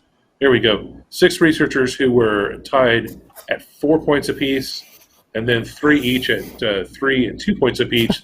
But we've got Team DevCore, we've got OV, and then we've got Don and Thiz, all with 20 points each. Brian, we haven't had a tie before. What do we do? Yeah, no, this is one where we had to kind of go out and look at the rule book. I've been developing the Pwn2Own rules, for the last 8 years or so, and we had to go dig in there and remember what we wrote when we actually had a tie for a Master of Pwn. But so the way that the rules work for Master of Pwn is actually everybody is Master of Pwn if there's a tie, and so each team there, Team DevCore, OV, and the guys from CompuTest each get 65,000 ZDI reward points, which qualifies them for platinum in the following year, which is an excellent benefit to have for anybody who submits to the program. It allows you to get a kicker every time you get an offer for us, so your offers are worth more. And so that's how it works. It's the one rule that we wrote a long time ago that we were never sure we were actually going to hit. And here we are, 2021, doing everything virtual, and we have a 3-way tie at the top. And I think the way that we're going to split it up, Abdul and I were talking, luckily for us, we actually had, we have a trophy, and we usually have 2 Master of Pwn jackets that we have developed for the contest. And so we're gonna award Team DevCore with the trophy, we're going to award CompuTest one of the jackets and OV the other jacket for Master of Pwn this year. And congratulations to those teams. It's not an easy feat to get to. A lot of research has to happen. I mean, in this case, you had to bring a pre-authentication Exchange RCE, a Zoom exploit that's 0-click, and then also a Microsoft Team exploit. We're not talking about easy stuff here. So, it's good for the teams. Hopefully it'll allow them to submit more into the program, make a little bit more money with the kickers that they get for being a platinum researcher in the ZDI program. And we welcome everybody else to submit into the contest and submit into the program, try to make a little bit of money for themselves. Yeah, it's great. I mean, our frequent flyer program, our researcher points, we don't have any airport lounges, but we give you extra money. So that's better than an airport lounge to me. I mean, a nice place to sit's one thing. Extra money, though, is always, of course, I got a kid in college, so that does it. So that's great. We were able to split the Master of Pwn 3 ways. This trophy will be headed out to Team DevCore. Again, check them out online. The artist, afraid I'm going to drop it. Put that there. It's going to be an expensive shipment. It's going to be expensive to ship. But hey, we're ZDI. We ship stuff all over the place. And actually, Abdul, do you know how many people we have on platinum level this year? I don't have that right on top of my mind. We have quite a bunch. But it's a small number, right? We do have a bunch. Yeah. Yeah, there's quite a few people that actually make level in the program. There's quite a few people who make levels in the program. It's very difficult to actually make platinum status in the ZDI program. You have to submit quite a few bugs. I think last year we looked at approximately 10 researchers who made platinum status in the program, and with 3 more coming in from Pwn2OWN, it's going to be it's good to see. We want more people to submit into the program. We want more participation in the Pwn2OWN contest. It helps secure the ecosystem. It helps push defenses forward, and that's what we're most excited about here. Yeah, I was really happy to see what I considered new and returning, like they're only on their second one. Manfred Paul, I think this was his second Pwn2OWN. Ben McBride, I think it was his second Pwn2OWN as well. So see that? Yes, we have people returning. Can I add something? Go ahead, Abdul. Ben. So interesting thing that I want to mention. Congrats, Ben, for your newborn. He basically found his parallels bug a couple of days before his son was born. And he finished the exploit a couple of days after his son was born. So congrats. This is awesome. Wow. That's amazing. I've had baby brain before, and you can barely function with it with a newborn, much less write an exploit. So that's great. Ben had a tough draw at Pwn2OWN Miami, if I recall correctly. So one of his bugs ended up being a duplicate. So I was glad to see his late draw didn't affect him this contest, and hopefully we'll see him at future contests as well. Same for Manfred Paul. I mean, the guy just shows up and drops Linux EOPs like nobody's business. And Stephen Seeley, yes, I mean that was his second contest too, right? Yes, yeah, correct. He actually won Master of Pwn in Pwn2OWN Miami. Right, I was trying to remember if he had been at a different Pwn2OWN before Miami. I don't think he had. So yeah, his second Pwn2OWN, and still coming in with great research. It's only a partial win this time, but still some great bugs that we get to submit to Microsoft and get fixed. And then, like you said, Alyssa, breaking down that wall, being the first independent woman researcher to come and participate. I saw somebody ask online Twitter, is there a fee to register? No, there's no fee to register for Pwn2OWN. You just have to be able to run your exploit. There's no registration fee, no extra cost to entry. We try to make the barrier to entry as low as possible. So with that, looking ahead, Pwn2OWN Tokyo, have we begun even to think about Pwn2OWN Tokyo? Brian, what are your thoughts on that? Yeah, I mean, it's always in our mind what we're going to do for the Tokyo event. We've we're kind of waiting to see if we're going to do some sort of hybrid event there, or whether we're going to be full virtual again like we were for this event. We're obviously looking to introduce more IoT devices, and Abdul and I will sit back like we normally do, try to figure out what's going to be the most impactful stuff to include in the contest, what's going to get people excited to be involved, what the prices should be and what the prices shouldn't be, and kind of trying to figure out how we can make it engaging for people to participate. When we did the Tokyo contest from Toronto this last fall, it was quite challenging. You've got, we're juggling, probably 20 different devices and with random updates and different ways of, running them and, configuring them so that they work properly. So, the Tokyo event takes a lot of logistics to get right. And, we'll definitely be planning early for that one, I think, Abdul. Yeah, I agree. You guys don't sound very excited, so sorry. I'm excited. It's going to be a great event. Yeah, there's a lot of things that go on behind the scenes that people just don't understand. So go ahead, Abdul. Yeah, I was going to say every one of these events, they have their own challenges, of course. Running exploits on actual embedded targets and stuff like that definitely have their own challenges as well. In November, we did pull it off. It was nicely done, and I think we can definitely pull it off again. It's going to be an interesting challenge, and I look forward to seeing what we do, and whether or not we're in front of people or hybrid, or if I'm talking to a camera once more, it should be great. But before we get too far ahead of ourselves, I do want to go back a little bit to one exploit from this contest, and that's the zero click from Zoom. We've cleaned up a little of the chatter in it, and we wanted to show kind of the end result of what had happened. So if we've got that video, if we can go ahead and play that, then we'll see exactly kind of the user experience towards the end of it. You see there, you just get the join meeting notification, and then Zoom goes away, and that's code execution. So that's pretty neat. And Brian, I know you were talking about how it could be cleaned up even further. But looking at that, that's pretty nice. Yeah, it's pretty nice. Have we had any updates from Zoom on how fast they're going to be able to fix it? Because I know they're working hard on it. Yeah, I know that they're heads down right now. I mean, that's one of the things that we had discussed with Adam Rudderman over there at Zoom is, the type of response that people expect from a Pwn2Own contest, and we know that they're going to be heads down, trying to get the patches out to help secure their user base. I mean, that's one of the reasons that they participated and wanted to be involved as a sponsor in the contest. It's to get access to the research that's out there, to get some high quality white papers and really kind of drive their bounty programs forward, and show the type of research that is out there that will help secure their products. So it's I think we'll see an update from them relatively quickly, and everybody will be secure from that vulnerability.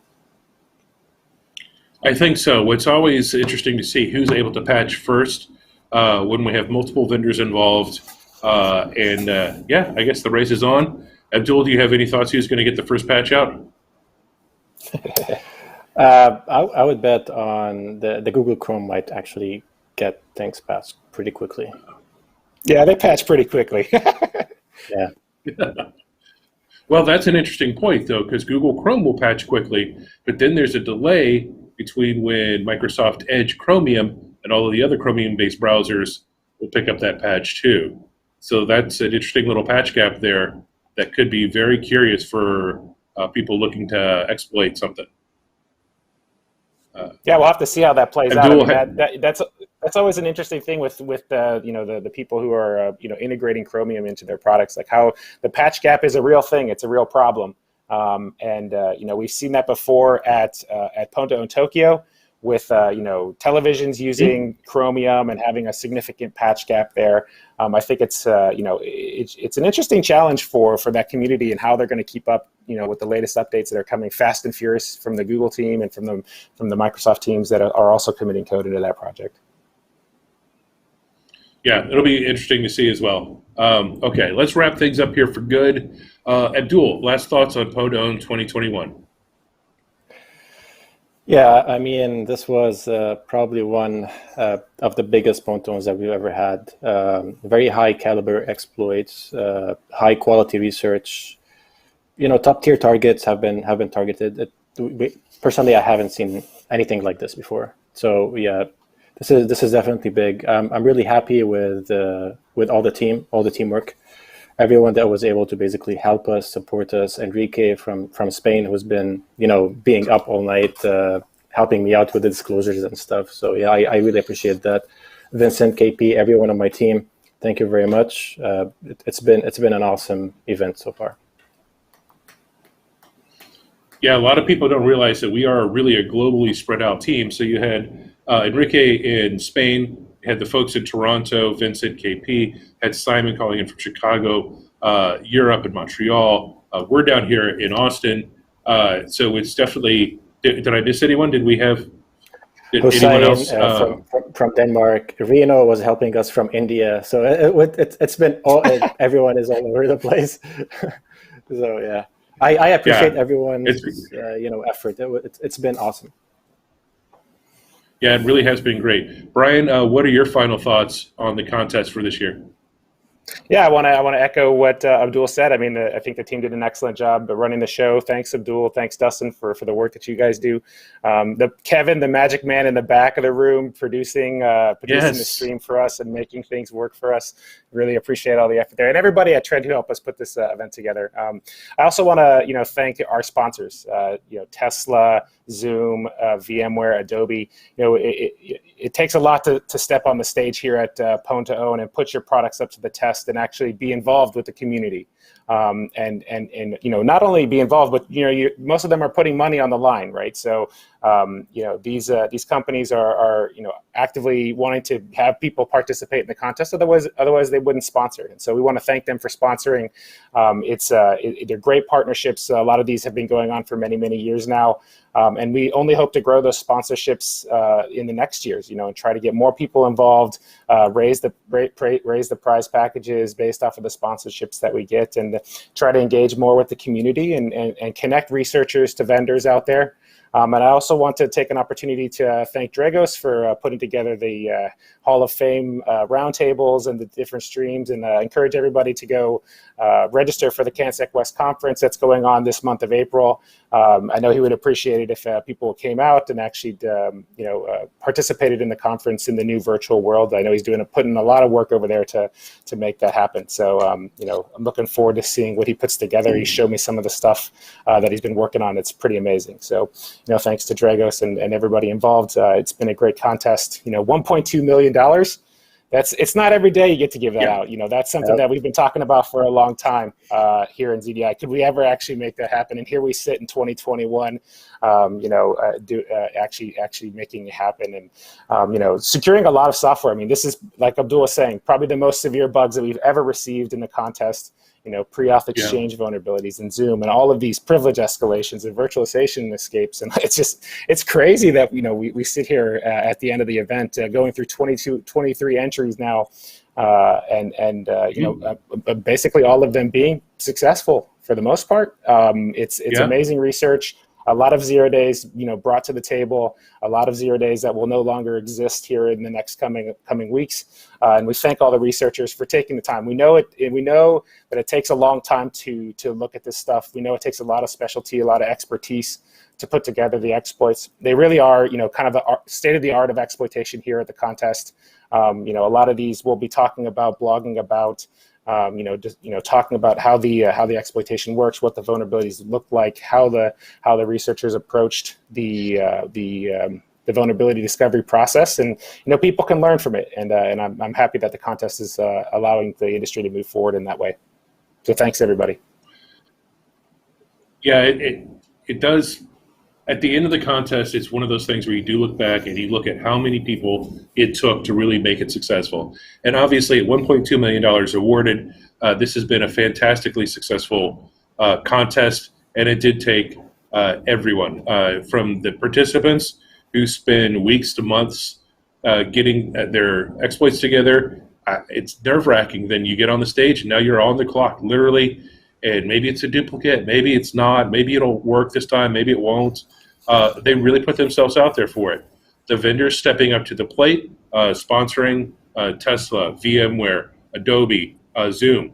that takes a lot as a vendor to step up and say, yeah, I'm going to put my product out there and invite some of the best researchers in the world to have at it.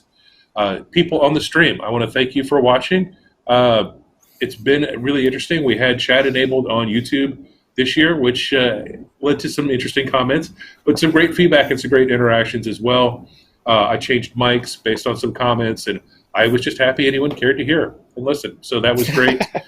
For all of the team in Trend Micro, thanks to Brian, thanks to our boss, Mike Gibson, as well. He's the actual person writing a lot of these checks, so I've had to let him out of quarantine now to make those payments. But yeah, that'll happen. And thanks to Trend Micro for actually stepping up and putting out $1.2 million of their own money, along with the sponsors to make this happen. There aren't a lot of companies out there that would put together a contest like this, and it's great to be a part of this, and it's special, and we appreciate that. Brian, anything else before we let these folks go, and then we get to the adult beverage section of the contest? Yeah, it's one of my favorite parts. Yeah, so no, I'm I'm looking forward to the next event. Thanks for participating, everybody, and we'll see you at the next one. Yes, thank you everyone for attending and watching and all of the interactions. This is Dustin Childs signing off from Austin with love. Good night, and we'll see you next time.